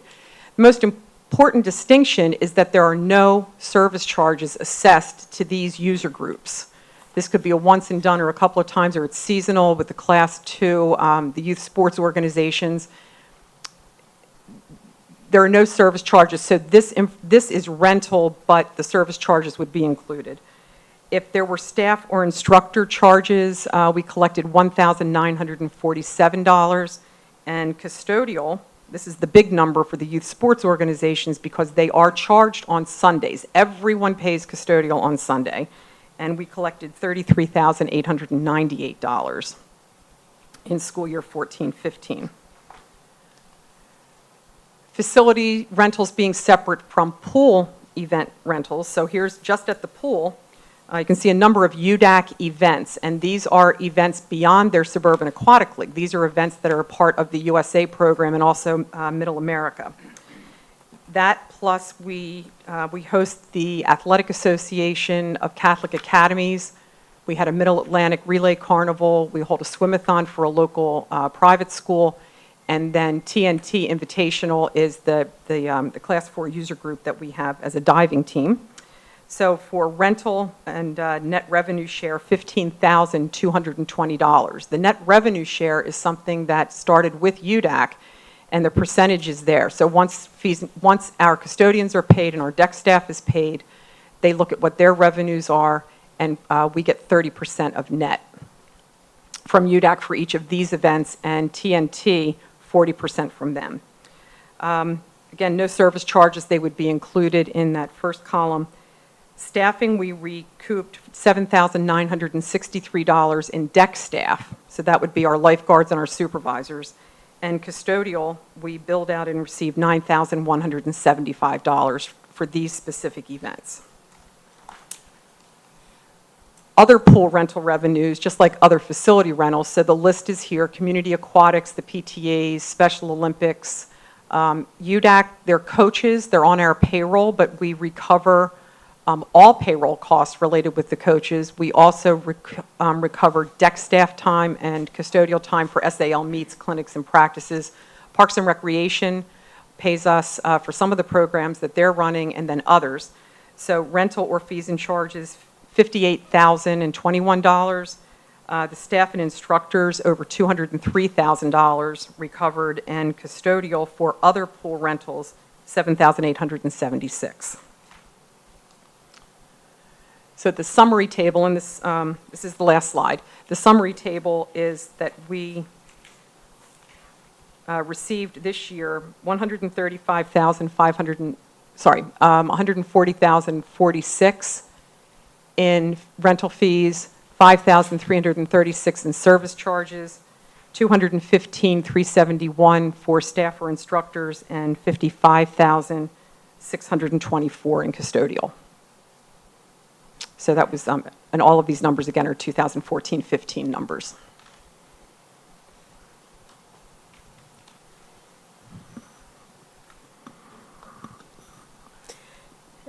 So is the 140,000 money that we made from our facility rentals, the others are just costs that we recover? Yes, I mean, essentially, that would be the case. As you can tell, our biggest money coming in, which shows up as revenue on in our budget, there would be offsetting expenditures on the expenditure side. So, and I mean, Sue has it lined up here or summarized. Now, I want everyone to know that Sue pulled these records from what's called accounts receivable. And so if we were reconciling them to the audited financials, you would see some wiggle because, of course, we accrue things back if we collect them. So there's a little bit of difference on it. And when we were going through, I would direct us back to I'm not sure what slide it was. It was the one where the YMCA, several slides, slide 31. At first, when Sue and I were discussing and reconciling numbers, serendipity came up because in the past, that had been a successful program for us. And until 14-15, we had about another $20,000 that was on there. We're not anticipating that we'll collect that money at this point in time because serendipity ceased to exist at June 30th, 2015. Sue, was there anything else that I need to be prompted about that we discussed? I think that was the biggest one. And here, again, the service charges, that the distinction is that for the second, third, and fourth lines, other facility rentals, pool event revenues, and other pool revenues, we don't separate out service charges when we are issuing the rentals. It's just the large facility events where we're able to do that. That's anyone who's using the Performing Arts Center and and the YMCA Training Day was another one. They were in probably 20 different spaces throughout the building. So we're able to assess those service charges directly. And would you mind going over the service charges, what those are again? Yes. For service charges, it would be things like utilities. We charge $15 per space per hour. We also charge a custodial maintenance fee. So for toilet paper, soap, that type of thing, it's $10 for every 200 people in an 8-hour period. We will also collect money for any tech or stage hands that we need to run because we require our trained people to be the ones operating the equipment in the Performing Arts Center. Sometimes people will bring some stage hands, but then they also need our folks to help them in some ways. And if we need parking attendants, it could be a combination of school district and site watch that we hire. We have an agreement with the union on the numbers and how that will break down. If we need any other event staff, an event manager, and we also will charge if they're bringing vendors in. So we will charge $50 to $100 if they're bringing in commercial vendors as part of their event, selling apparel, selling food, something of that nature. I can't remember from year to year, but do you have a general sense of how this has changed over the years since the new high school, the whole new facility was in place? It's increasing. It's increasing. It's increasing. When I started here in 2009 and the athletic complex was opening at that point, I was starting to get calls then because people were hearing about this great new Performing Arts Center. Well, 2012 is when it opened. Since 2012, well, I think even when I indicated that we have a couple of new dance companies coming in, that organization of competitive bodybuilding, people are hearing about our facility. They like the size. They like our dressing rooms. And when they come and visit the facility, they're just so in awe of it. And so there are more and more requests coming in each year. So I have a number of repeat annual requests, as I mentioned, the dance company, Independent Symphony, and others. But just this year, we have at least four new big rentals. Any other questions? I had a question about the coaches being on our payroll. I guess one question is why are they on our payroll, and are there any risks to us, workman's compensation, anything like that that could pass through to us? Yeah, I'd like to defer to Mrs. Bray. Certainly. The reason why they're on our payroll and handled that way is because they're working in our buildings, and in order to have all the insurance coverages that we need. There's certainly some risk, but it's much less than if they were volunteers that, that were injured. So they're board approved, and we do pass through not only the salary piece, the PSERS, 50% of the PSERS, as well as the FICA goes through, and it is picked up by UDAC as well. And if I may, in addition, if there is any unemployment comp or workers' comp expense to the district, that's also invoiced back to UDAC.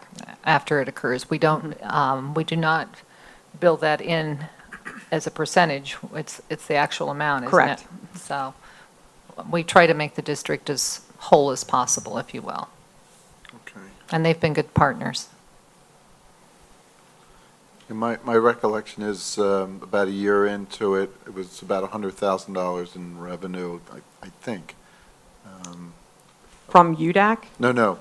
In total. In Oh, total. in total. Mhm. And now we're at around 140,000, but of course, originally we didn't have the Performing Arts Center, which we now have. You have a sense of wear and tear on our facilities based on our utilizing a rental opportunity?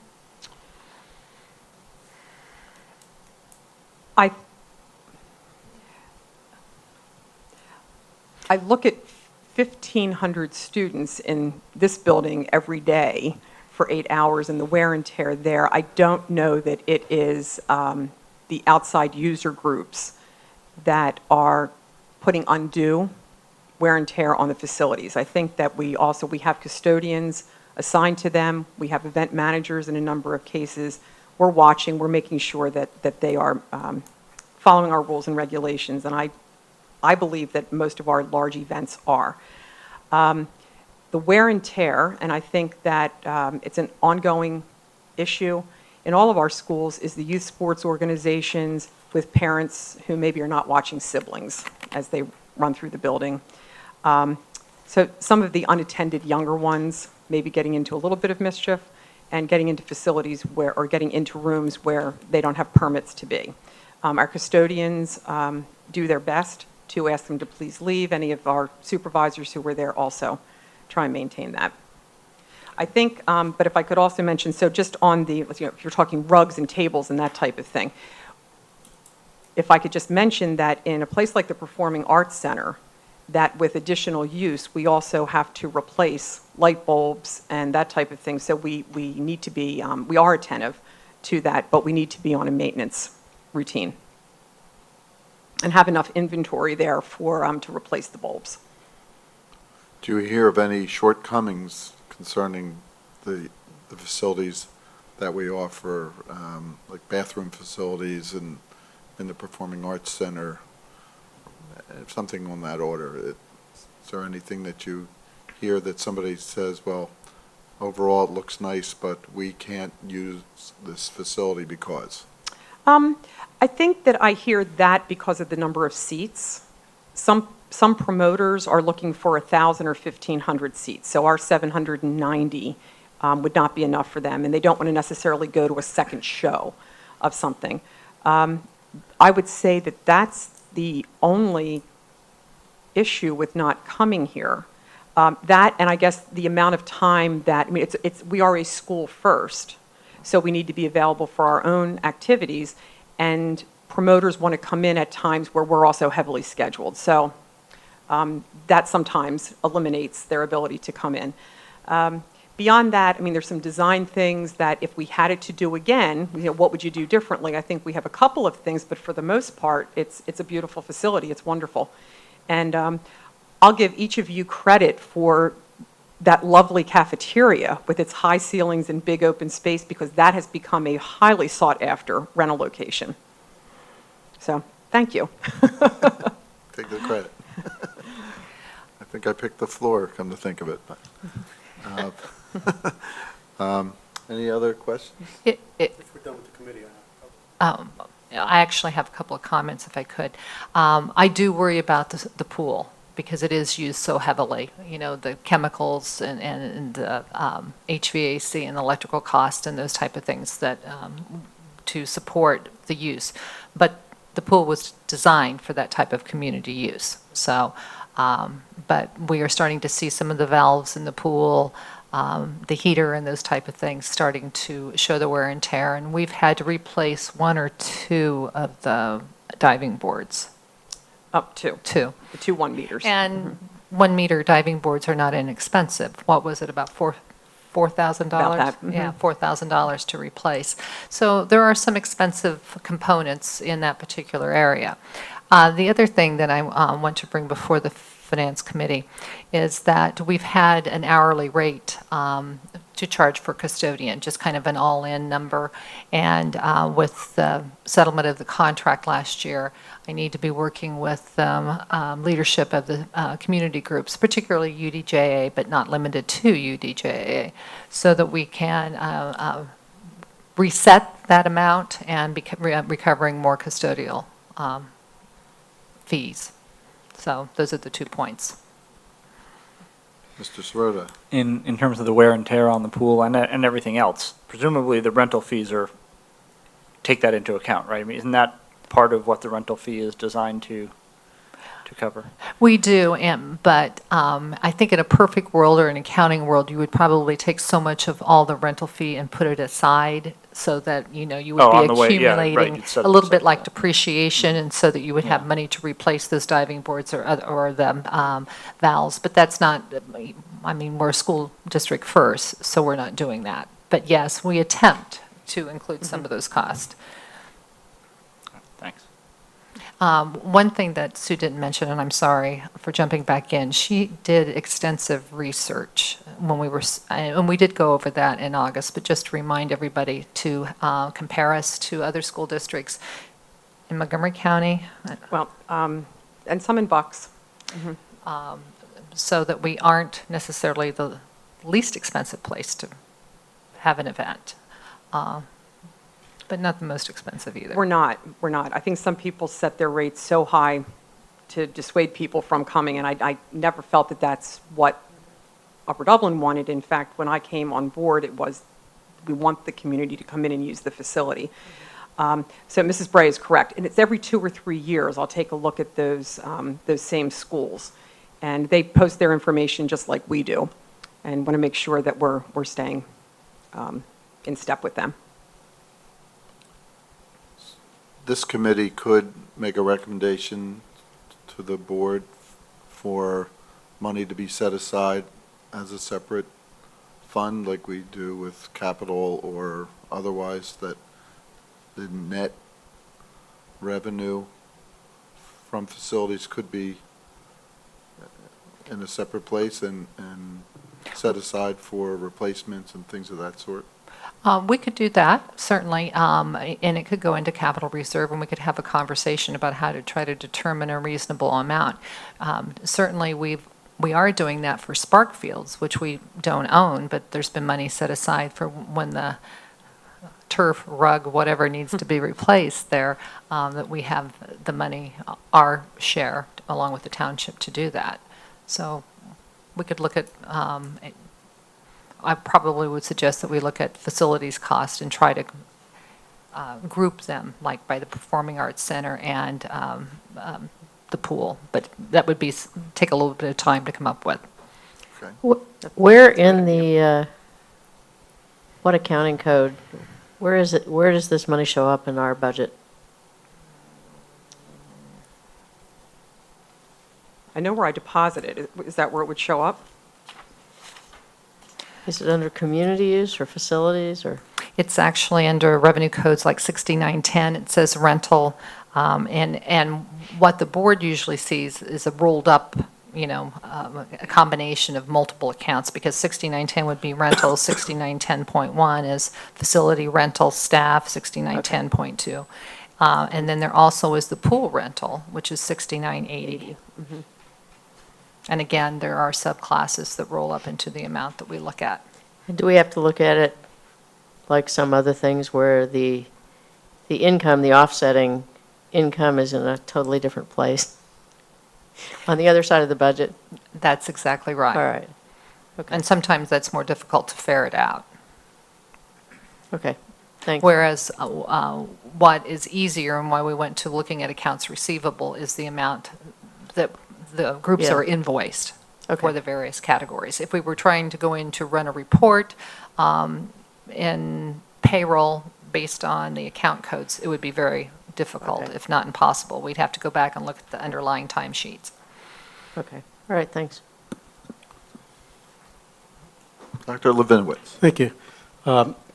I just want to reinforce Dr. Resnick's suggestion, if it was, in terms of putting some funds away, some of the profit that's being collected here to have a fund that people can use to help them in terms of light bulbs, minor repairs in the building. The concern I have, I'm in the building a lot, and I do see some areas that I think need to be looked at and addressed and brought back to perfect. There's some carpet, there's some transition areas that from the hallway into the theater where the rug is shredded or whatever, and if we just need to stay on top of that and ask our facilities people again to identify those kinds of things and make sure they get remedied.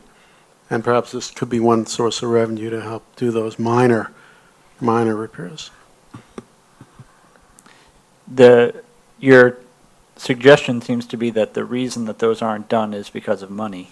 And I'm curious if that's the case or if it's more because of time or some other purpose, because, yeah, I don't, I mean, we could set the money aside, but I would only want to do that to create the additional complexity to do that if it adds value as you suggest. But if that's not the root of the problem, then I'm not sure it's helpful. Typically, you wouldn't be setting aside money in capital reserve because that's for larger dollar items to be expended. So we would just be doing the repairs, is what I'm hearing, out of the general fund.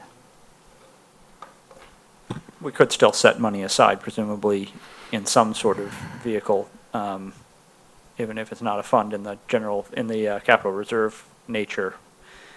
But we could earmark money that comes in some way from rentals for repairs if there was value in doing so. About the only way we really could do that would just be fund accounting. There's no way really to set aside money in that particular matter. We could devise account codes to show that what we're charging related to facilities use. We might have a funding source or something along that line and try to marry the two. That is, the revenue piece that's coming in, a certain portion would have a unique group of numbers in the revenue, and then we would have a unique group of numbers within the 21-digit code on the expenditure side. It's not easy, and I'm not trying to make it more complicated than what it is, but it is, governmental accounting. Well, an example of a larger expense would be the Ed Foundation 2 years ago purchased a light board for the theater that cost nearly $10,000. Yeah, and so, with these funds, and if they knew these funds were available, perhaps the revenue that is being made can make those somewhat larger purchases. Soundboard, light board, and et cetera. Because they came to the foundation because they didn't know where else to turn. Well, would the point of creating this fund just be to take the profit from our rentals and put it back into the facilities rather than spending it on other things? But I guess I'm wondering if it's really enough money to make it worth the hassle, and whether there'd be restrictions that we wouldn't like having. I mean, maybe you want to use this money to buy new computers next year. I don't know.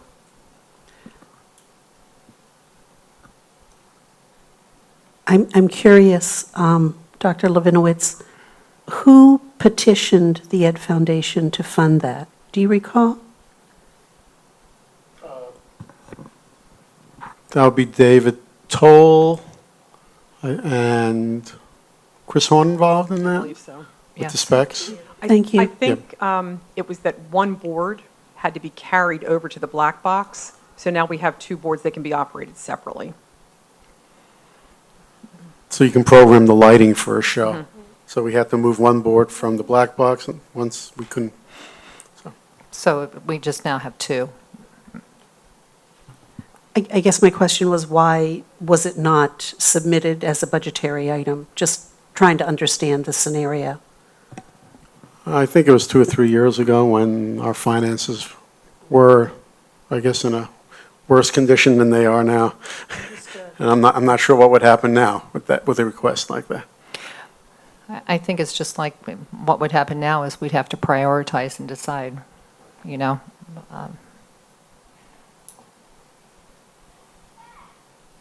Are there any other questions referable to Sue's presentation? Yeah, I just wanted to make just a brief kudos and thank you for Sue Loha for serving as president of the board. And I remember when Sue accepted the position here on the other side of the street. And I don't think there's anybody else with the qualifications and the knowledge and the commitment and the love of Upper Dublin for somebody. This is the perfect job for Ms. Lohofer, and just would like to thank her, and also Ms. Bray for, you know, for bringing Sue in. I think it was a great hire in the district.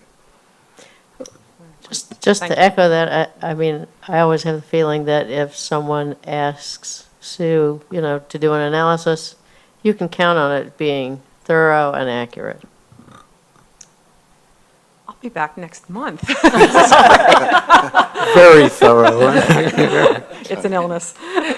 And what will Temple's record be a month from now? Gosh, this is just crazy. What a crazy year for them. It's wonderful. Well, thank you very much. Thank you for the opportunity. Thanks, Sue. And so when we start looking at numbers, as you might imagine, the business administrators running through the numbers going, well, how did you get, so we had some fun checking and rechecking.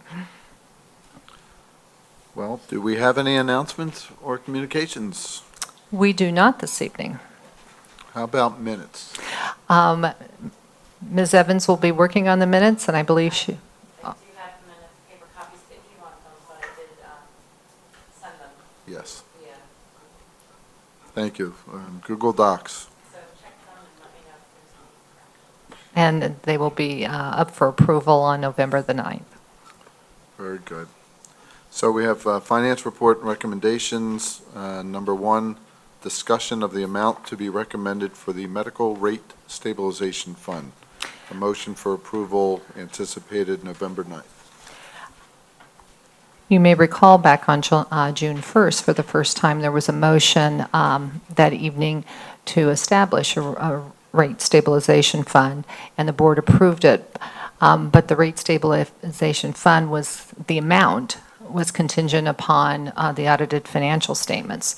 So, and they're not finished yet, but if you would look at the packet that's following the agenda, you had a couple of agendas in front of you, you will notice that there's a fund balance history, so that we can, and I have penciled in over 2014-15 draft because we have not received the official okay yet from our auditors. But you'll notice 11-12, 12-13, and 13-14, and as well as 14-15. And you'll notice how our committed amounts have changed through the years. For example, the hub, $800,000 was committed in 12-13. That amount increased during 13-14 to $2.9 million. And that after the $2 million payment on December of 2014, $960,279 remains committed because that board action, you as a total board approved that amount of money. And that $960,279 will rest there until such time as the board makes a change or we choose to spend it out to satisfy the hub commitment. So the next line you'll notice is a health insurance rate stabilization in an amount of $600,000. $600,000 is approximately the amount of 1 month's payment for medical and RX, and just starting small, that's the reason for the $600,000 sitting there. Obviously, it takes another motion and board action in order to determine the amount. Then continuing on, assigned to balance the budget, you'll notice how the amount this year, when we discussed that quite a bit, that was down to $954,799 to balance the budget. You're taking fund balance and using it as a revenue in the current budget. Tax assessment appeals, you'll notice we had some an assigned amount a few years ago before the board became active in setting that money aside. Athletic funds was a one-time small amount. Inventories increased this year, inventory being things such as paper, general supplies, custodial supplies, now not so much educational supplies. And so then you have your total committed, you add those numbers, and you'll have $2.643 million. Unassigned at this point is $3.7 million. for a total fund balance in the general fund of $6,347,056. That does not include, because it's a different fund or silo, the money in capital reserve or debt service. So I would certainly, while the recommendation, and Dr. Wheeler and I did discuss the $600,000, comments or discussion about that would be most appreciated. Is there a recommended amount? 600,000 is 1 month medical and prescription. Is there an amount that's recommended as a reserve? There actually is, and it's 3 or 4 months, but that's a big bite. And to begin this process, we thought starting with 1 month made sense. And we hope to build this, of course, in the future, but this at least gives us a little bit of a buffer as we begin. Mr. Sirota? Over time, so for everyone's benefit, the goal of the rate stabilization fund is to help us handle the peaks and valleys of the fluctuation in the amount of medical expenses. Can we see that over time as a graph or something like that to show us, how much is 600,000 in the noise, or is that, how does that look relative to the size of those peaks and valleys that we've experienced in the past? Recognizing that, of course, the past is not the future, but it's a guideline at least. Yes, I certainly could Or, I mean, put something if you can together. ballpark it for me, I don't necessarily need you to spend time putting together a graph, but how, is 600,000 a lot? That's sort of the question. Is that a lot? Well, again, it's about 1 month. We pay around, $7.2 million a year for the two. Right, so some years we pay some months, or for the year you said, 7.2 million a year, but some years presumably it's somewhat less than that, and some years it's somewhat more than that. How much more or less relative to 600,000? Go ahead. Well, can I ask, I don't know if this is the same question or slightly different. How frequently does what we pay change? Is it once a year when they reconcile and they look at whether you've underpaid or overpaid, or when we have someone with a severe medical issue, since we're self-insured, do our payments go up by a big jump at a time? The reason for this is to help smooth out between the years. So it's year to year. It's reconciled and then. Because we pay a certain amount every month, and there are a couple of us that can look at the trends each month to see how our experience is, and we certainly check that out with Aon Hewitt, the third-party administrator. But overall, we make periodic payments that do not vary very little, and then at the end of the year, as you said, we reconcile. And for example, even though it's June 30th was our year end, we still haven't reconciled on our medical for last year. It takes a while to get that accomplished. And going back to Mr. Sirota, and hopefully I may be not addressing it quite as what you want. There's only been 1 year since I've been here where medical costs decreased. And so typically it's just how much is the increase.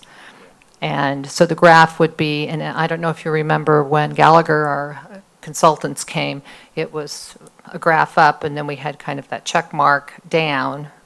And then, of course, we're using an assumption moving forward. I think it was 8%.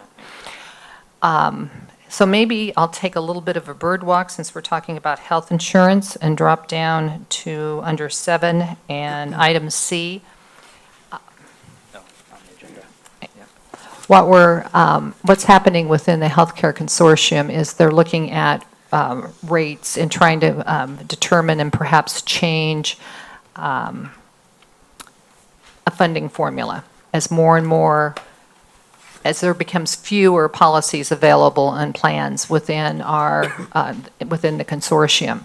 So this isn't a first look, but they were looking at the trends to date as to what was happening with every school district within the Bucksmont consortium. And we have the pleasure of being the district with the highest increase, the way it's looking right now.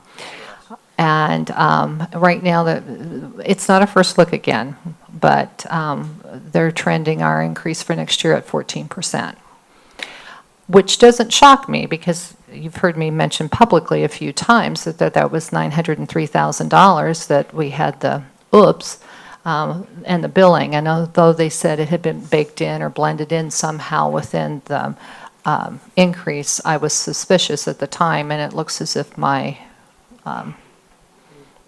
questions may have been well placed. Now, I'm hoping that as the year progresses and we actually get to the first look in December or January, that it will be less than that, and hopefully we will have good trends.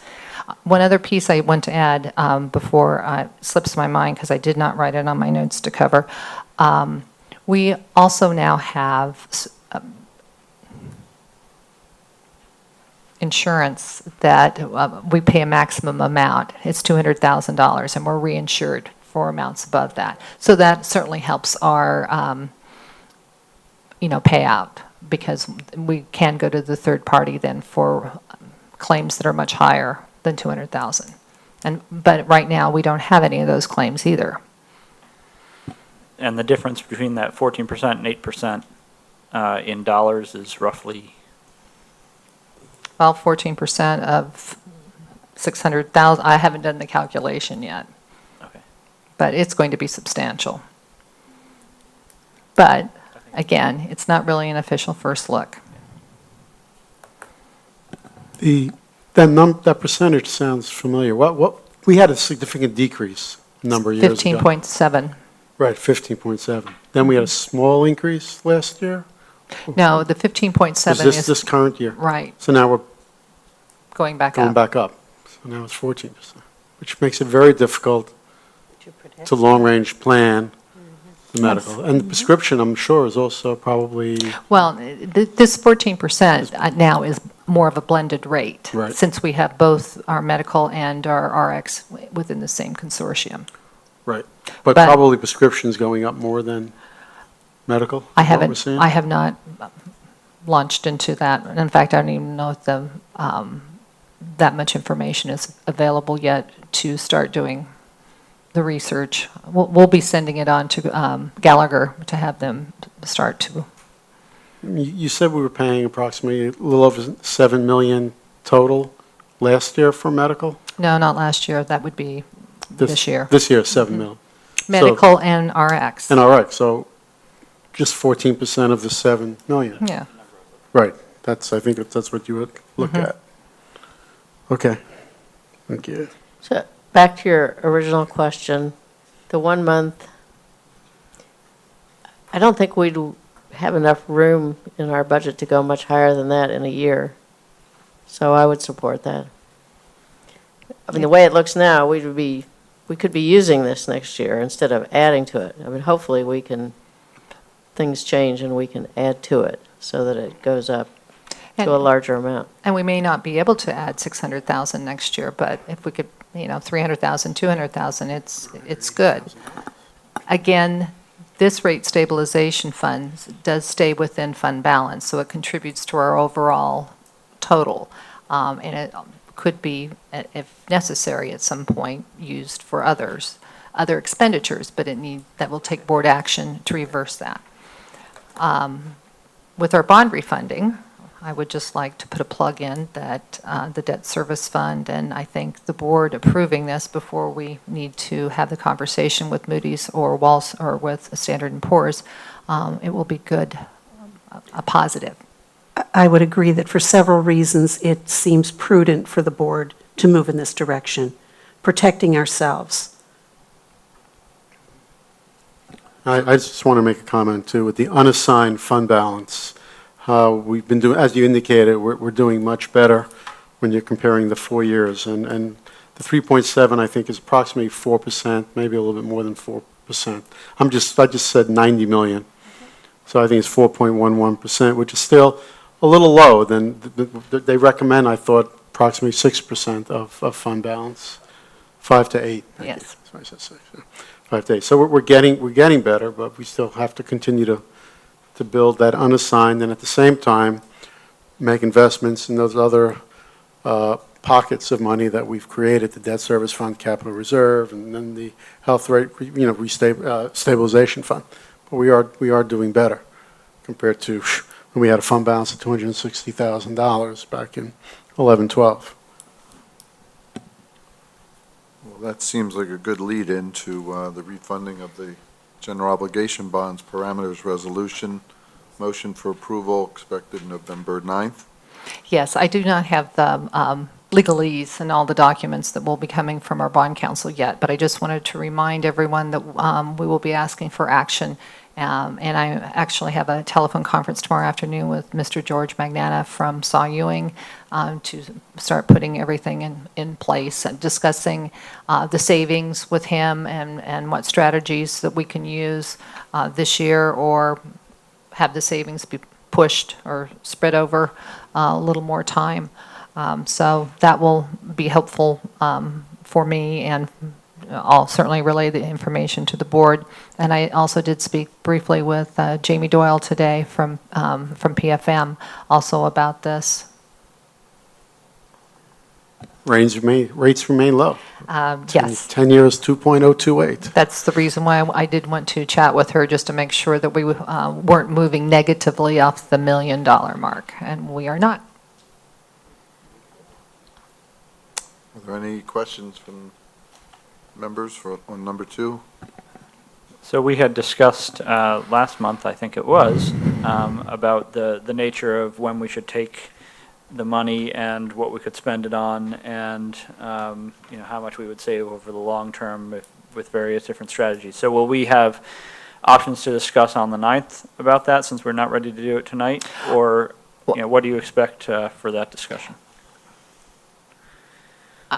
We have discussed that, and I think what will need to be determined, and this is a great forum to have the discussion. I think it was very clear, and I'm sure Mr. Magnata will re-emphasize tomorrow, that if we take the $500,000 this year in this current budget year, we're going to need to spend it on capital type items. And we had the conversation that that's probably very difficult to do, because we don't have a project that I'll call shovel ready, whether you're putting a shovel in the ground or whatever we're doing, or building, the captured vegetable.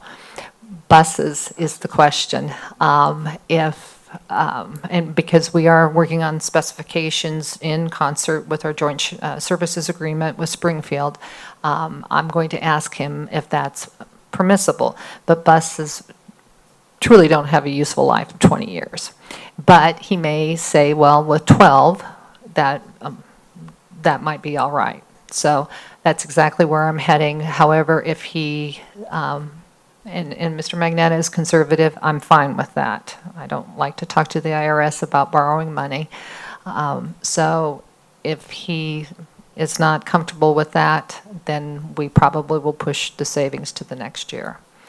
And as far as the second borrowing is concerned, and we're not going to do the parameters for that yet, I think it's because Jamie explained it very carefully that the reason why we're getting such a large chunk up front is we're taking the bonds, right, you remember all of that. So in order to maximize the savings, because there is a strategy toward that, the second refunding or the second issuance will have the savings coming out of smaller chunks, if you will, that are too easy to spend.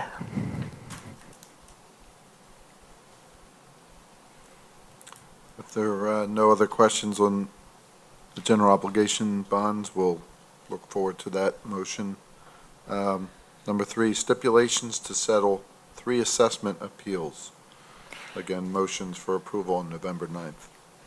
You may recall that it would have been in 2014 that we filed, as a school district, some assessment appeals, 3 parcels that are owned by Prudential. They're vacant land currently, but yet they're looking to develop the land. And so they're looking to sell the land. Anyway, we have come to an agreement on the assessed value of the 3 parcels in question that comprise that area.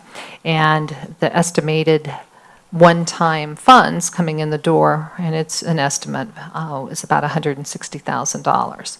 So there will be stipulations for those 3 parcels that have been written, and our attorney, Mimi Choksey from Whistler, is circulating those with the county and the township to see that that meets with their approval as well.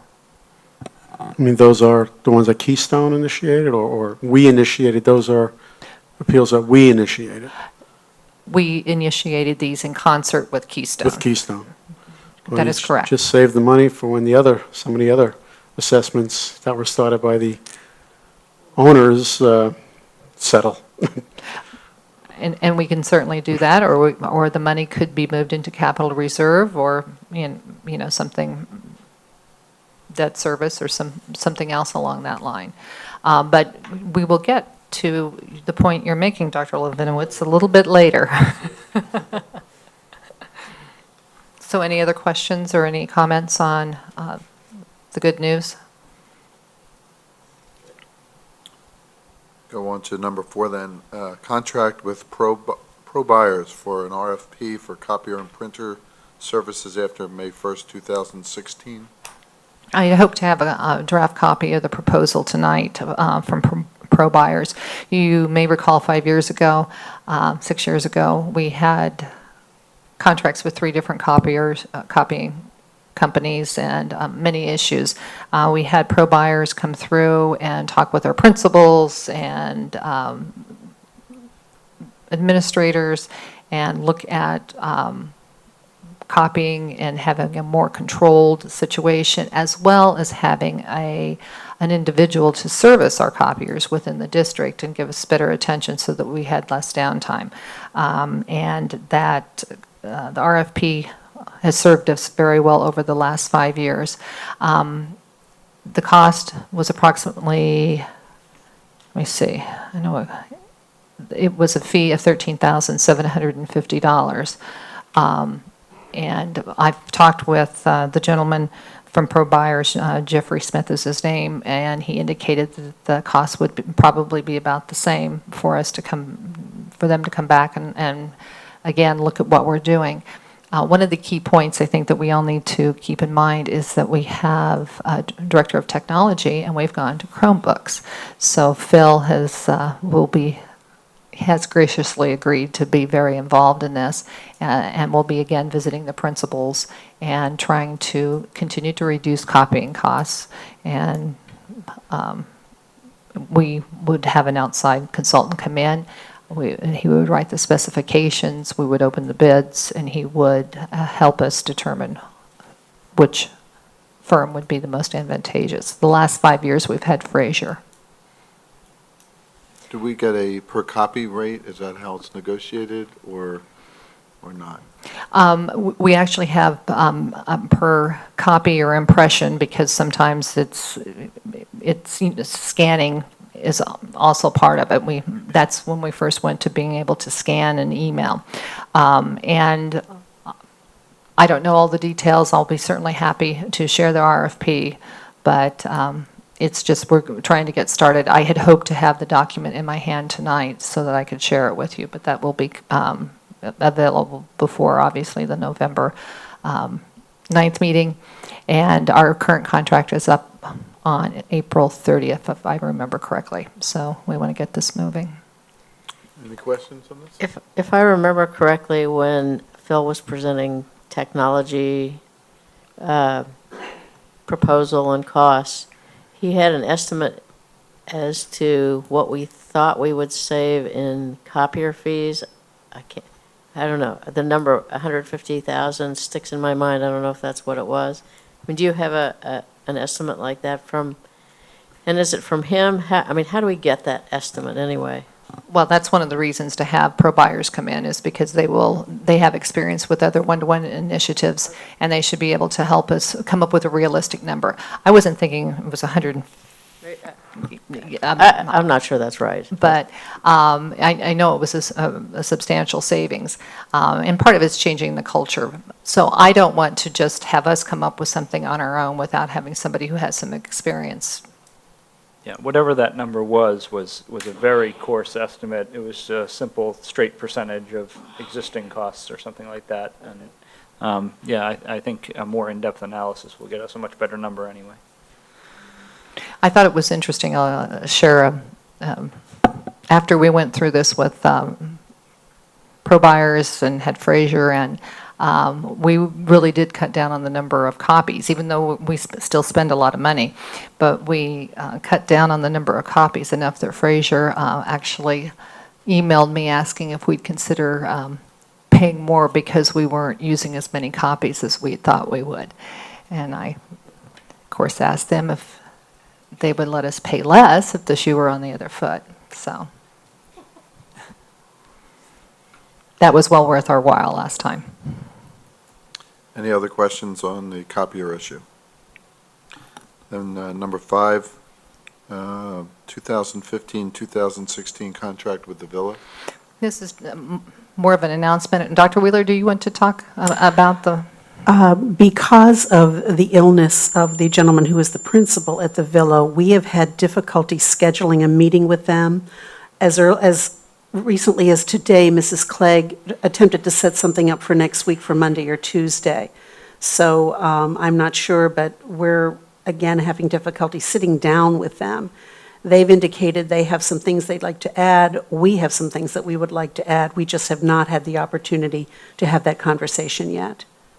We have had our solicitor make some changes to the contract that we like. And obviously, when you're negotiating or have a contract, they need to see the document. So we need to sit down and talk with them soon, because so far it's October and we have not paid an invoice yet. Are we keeping money aside to pay them? I mean, do we know what we would assume we're going to be paying? I do not believe that they've invoiced us yet, but that's not uncommon. You remember the 1 year I was saying publicly, I think we received our first invoice in January. It's got to be causing some cash flow problems on their end, but even if the invoices, we will not pay them until we have the documentation about each student. So I would like to say we'll have this all worked out before the board on November the 9th, but I don't see that happening. And Dr. Wheeler is shaking her head. All right, if there are no other questions on number 5, we'll go to number 6, discussion of the continuing Commonwealth budget impasse. Moody's emailed again to make sure that we were going to pay our $6 million, and I assured them that we, the school district, could and was going to do that. We have approximately $56 million in our various accounts. We're very fortunate, and I said that before, and I will reiterate that. The state is surveying us. It's interesting, they're surveying the business administrators and the superintendents as well, not necessarily with the same survey, but, and I received another survey today asking about how the impasse is impacting us. What I would like to report positively, and I think maybe only Dr. Wheeler knows I've been concerned about this, the second half of our property tax refund was due to be deposited to the Upper Dublin today. We did receive the first 1.1 million in August, but there's been chatter and articles that maybe that money was going to be withheld or paid to charter schools. And I'm happy to report that the $1.1 million did appear today in our bank account. We, however, as we've discussed, have continued to pay the charter schools, and we've paid our PSERs. And not all school districts are able to do that and have done that. So we did receive our money in full. This is not on the agenda, but how much do we pay per year in charter school reimbursements? Sorry to spring that, it just made me think of it. That's okay. It's less than $250,000, around, I think, 200,000. But if if you'll remind me, I will have a definite number to come back and tell you what it is. Yeah, I was just curious because at the PSBA conference, there are many districts where this is a huge issue. As I said before, I think Bethlehem is $6 or $7 million. It's one of the districts, and even North Penn has much, much larger, I mean, even compared to the budget, not just. Can we confirm that number before Linda? I know, I saw she wrote it down. Can we confirm that number before she puts it in the? Linda, will in you the call press? me tomorrow? Yeah. And we'll get the number. I thought it was a little bit more, that's why. I thought it was a little, yeah. And again, we are continuing to pay our obligations and not defer those. Given the current situation, one would think that it might make sense to defer those payments, but we believe that we need to pay what we owe upfront and not be in a position of having to make up what we're in arrears in the future as we move forward. Interesting, in fact, it was, I don't know, around 5 o'clock, I received an email from PASBO, which they were sending it out to all their membership, because there was discussion that school districts that hadn't been paying their charter school bills, they were going to divert part of the funds from today's property tax, the gaming money, to the charter schools, and then maybe pay the balance to the school districts. But that, apparently the Treasury did not send the withheld amounts to the charters either. So it's just like the state's holding on to both the school district portion as well as the charter portion.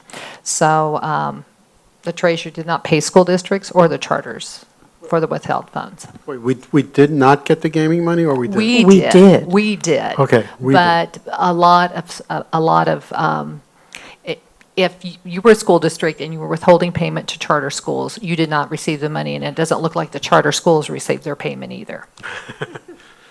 Double dipping.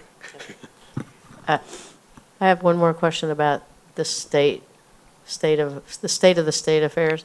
Has anything, when you read in the paper that the state's bond ratings are being downgraded, does that affect have any bearing on our district's bond ratings? It can. And the longer this goes on, the worse that impact might be. But when we tell Moody's or Standard & Poor's that we've made all of our payments and that we're going to be okay, unless this runs completely through the year, we should be fine. So it won't affect us through our refinancing? I do not think that it will. Good. I think with the positive things that have happened, as far as setting money aside and setting, debt service and all of that. But Jamie, when we get closer to the time, I'll check with her and see what other clients of theirs that are in a similar situation, a similar district. It's a good question. I'd just like to comment that I think the approach of paying our monies owed upfront as expected is the right strategy, and I appreciate that we're doing that, and I think we should continue to do that as long as we realistically can. Particularly if we want bond ratings too. Exactly. But I think I said last month, or when we were talking about PSER, said you don't have to make your full payment. It's things like this that I just read from an email. It just becomes more difficult when you try to go back and prove, well, we have now paid them, the charter schools, and trying to reconcile it down the line. It's going to be more complicated. All right, we'll go on to number 7 then, 2016-2017 general fund budget. Do you want to take them one at a time, I guess? You have the index at 2.4%. If you'll look in the packet that was handed out, you'll notice something that I pulled down off the PDU website. It talked about the index and the Special Session Act 1 of 2006. It goes back quite a ways. to the first year and to what the current index is. It also gives you the definitions and perhaps more information than what you really want, because it's a complicated calculation. But I just thought that we would have that information. And then if you'll turn the page, and we'll talk about our local look at Act 1 index and the exceptions. You'll see that our current millage of 2015-16 at 31.400 at the top of the page, the index of 2.4, which yields approximately, depending upon what our assessment will be on July 1st or close to it, $1.6 million. And a PSERS exception is approximately $600,000. So I backed into the percentage increase there. PSERS this year, you may be wondering, well, and remembering it was about $780,000 last year. Remember that we are capped a few years ago, PDE, so no matter how much money we spend on salary for everyone, we are capped at $39 million. That's the most we will ever be able to calculate our exception on. And in addition to that, we are having a smaller increase. Last year it was 21.4% to 25.84%, and I don't know that I brought it with me, but it's only 29. Only, listen to me. It's a smaller percentage. And on top of that, when you go through the calculation and you have the 2 years side by side, because the index is higher at 2.4 versus 1.9, the school district is expected to be able to pick up, support, fund more of the PSERS increase because the index is higher. So those are the reasons for the amount being estimated at approximately. Certainly PDE a few years ago, as I indicated, made the changes in how it was calculated by putting a cap. So this is early, and we're using last year's formulas. Always a scary thing. And you're not expecting any special ed exception, or you haven't calculated that yet? We're not expecting any this year. In fact, there will be none. I know I said last year I wasn't expecting any, and then we had, I think, a $31,000 amount, but not this year. So maximum tax increase is 3.39, that's what that would be the maximum tax increase. If all the calculations are correct, yes. Okay, so approximately 3.4, 3.3 3.3. maximum. Yeah, that's good. But it's very, very early. Very early. It's not so early compared to when we have to have our preliminary budget, though. You're right.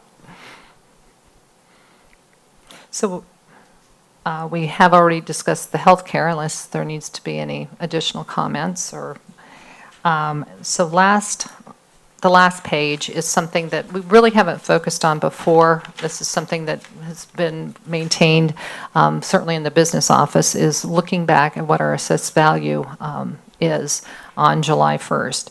And that's what drives, along with the millage rate, how much revenue is generated from year to year. And you'll notice that we've had, over the last 6 years, a decrease most of those years. And this year, between July 1st of 2014 and July 1st of 2015-16, when we settled the hub and some other assessment appeals that did not go our way, our assessed value decreased by $15.8 million, about 0.7%, which isn't a great deal of money, but when you apply the millage rate to it, you'll notice it's about $500,000 drop in money that was coming in. And while we have moved along very nicely in our finances, we're paying back $550,000 of HUB this year, plus now we're receiving $500,000 less. So we need to work as much as you can in looking at our assessed value. But I would like to report some good news. It's temporary good news. A number of properties in the Fort Washington Office Park, in fact, 3 of the properties that sold last year from a REIT, Real Estate Investment Trust transaction, that sold for markedly less than the assessed value, and I was concerned about. There were 5 properties that the owners did file for reassessment, and last Friday, Dr. Wheeler was probably a little surprised. I came down almost giddy because the Board of Assessment denied any reduction. Now, the realistic side is I'm sure they will file with the Court of Common Pleas, but it is at least, it's good news. I have a question, if you know the answer to this. The Zeiger property is starting to be developed. That had been owned by Cutler. Yes. And now it's being developed by Toll.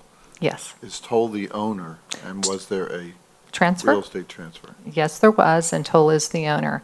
It transferred, I believe, for $6 million. And we did have a month. If you look at our treasurer's report, our transfer tax is quite impressive already for only 3 months into the year. Perhaps that would be money that we could set aside as one-time funds. Perhaps. I don't want to sound like a broken record, but. Okay. And just while I told you about the good news on 5 properties right now, just know that we still have a number of assessment appeals that we continue to negotiate and are working through. The largest is the Prudential Building along Welsh Road. You know, of the 2.2 trillion? No, what's that? Billion. What is that, billion? Billion. It's too much money for me. Okay. $2.2 billion. You don't know the answer, but maybe you can find out roughly how much is from the office park. Is the office park around 20%? Paul made a presentation. What, I thought it was 12 to 15. 12 to 15% now? Mhm. It's a substantial portion. Yeah, because I know when Mr. Leonard, Township Manager, spoke at the Fort Washington Business Alliance luncheon, he did do an overview of recent activity and some good news about the office park. And I'm just wondering if it would benefit this group or the board to have a brief update in terms of what's going on in the office park and what they see as the short-term and long-term future of the park, since it affects us so significantly. I would appreciate hearing that. Perhaps at the Finance Committee level, and I'm not sure, Dr. Levinowitz, have a guest speaker? Is that what I'm hearing? Or do you want me to? No, probably we would ask Mr. Leonard to come in and maybe do a similar presentation that he did for FWBA. Because there's a lot of good news. There's a lot of grants that are being won. There's a lot of bridge modifications, renewals that are occurring, and I think There's development. Yeah, some development. There's the new gym that's coming in there pretty soon. Lifetime Fitness. Lifetime Fitness and some other things that are happening that I think that's good news. And even though that news does get out through our Ambler Gazette, I don't think everybody doesn't read the Ambler Gazette. Only 90% of the people in Upper Dublin read the Ambler Gazette. But I think the more we inform the community about what's going on in the office park, I think it's important. Well, if there are no further comments or questions on the agenda portion, oh, you do have a... Just one quick point, and I know we're getting late. But Dr. Wheeler, do you want to make any comment on our meetings? We've had like 9 meetings regarding budget. We have had, it appears at times we've had 1 meeting that's continued for the last 2 weeks. We are meeting with each of the principals individually, the elementary principals as a group. Dr. Clark was invited to that. We're meeting with Dr. Clark and Mr. Schultz together. In addition, we just spent 4.5 hours over the last 2 days in hearing from all of the content area budget writers with their recommendations, their requests for next year. So we are piling quite a bit of information that we will be digging through to make some decisions about what we will include in the budget request. And it is my intent to have several scenarios to present to the board of what you want to look at for the bottom line and what each of those scenarios would entail. So part of it is restructuring at the high school. We know that we have to take a look at our reading specialists. Our needs are increasing in that area unexpectedly in 2 of our buildings, our Title I buildings. And as we are developing curriculum, there is money tied up with that. One thing that we are thinking about, trying to think out of the box, is traditionally we have done some curriculum development throughout the course of the school year, writing units. And with the difficulties that we're having now with substitutes, we can make assumptions that we would like to get this amount of work done during the year, but if we also have to anticipate that we will not have the substitute coverage, we have to start thinking about different ways to do that. So our curriculum office is starting to think of that. So a lot of conversation has been happening, good conversation about where we are going to go with that budget proposal. That being said, we can move on to community input. If you have any comments, please come to the podium, give us your name and your Joe Koenig, location. Treasurer. Thank you. An alarming thing to me, and was briefly touched upon, is the change in the assessed value of properties. And I'm not so sure that it's all related to the park, or in fact, if that number is accurate. Is there data in regard to assessed values by type of property, residential versus commercial versus whatever, industrial? And that's an alarming number because we're not in trouble, because we don't rely on state funds for as much as a lot of other districts. This does affect our future budget revenue. And we need to count on increased assessments to help us with revenues.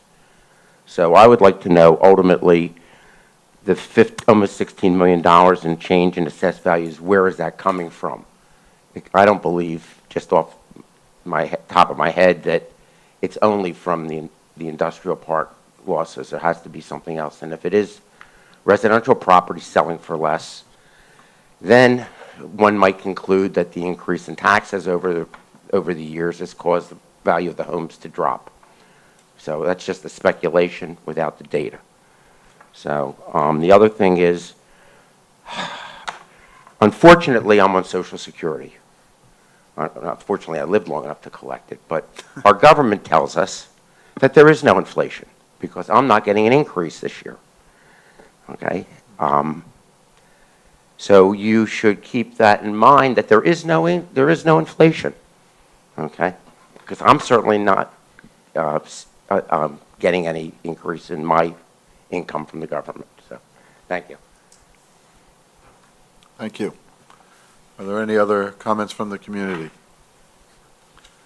We will close community input. Feel no pressure. Anybody have any comments for Mr. Koenig? Actually, almost the entire decrease last year was related to what I've referred to as years as the hub assessment appeal on four parcels in the Fort Washington Office Park. You're quite right that there are residential reductions, but it really doesn't have anything to do with sale of individual properties, and I think the prices and the number of properties that have sold over the last 2 months, well, not last month, but the 2 months previous to that, when kids weren't in school, we had 50 and 60 properties turning over each month at very good, I think, very marketable prices. But And certainly it's been an alarming number to me through the years as I've watched it, because you're quite right. We obviously want to see that number increase. But with some of the building that we have going on and what the community or what our commissioners have approved, we hopefully will see an upward trend. But we've run out of time. That discussion can be continued. I don't know if you have any current information about how the Ziegler property is progressing, or are there still holdups with figuring out how to do the berms and the containment, or is it ready to move? They're working there. I mean, they do have a fence up around the roses. They have a barrier now around the entire property. I see some construction over there. They are building, if you go to their website, you'd see that they're building it in phases. Okay. The first phase is, it's not the 104 homes or 102, whatever the homes are. It's in a number of phases, so it's going to take a while. I think Paul would know more in terms of the next steps in the next 3 months. So I think it's the remediation first. I also have a comment that there may not be inflation, but we do have an increase in pension of 20% maybe this year, maybe. I think so. 20, we have a negotiated contract with our teachers and our support staff that I think was very favorable for the district. However, we have an increase of 1% for them. Okay, we have a 14% increase in medical, but there's no inflation. Well, we have about a 3.2% for the teachers and 1% for the support staff. And you're quite right, Peaser's on top of that.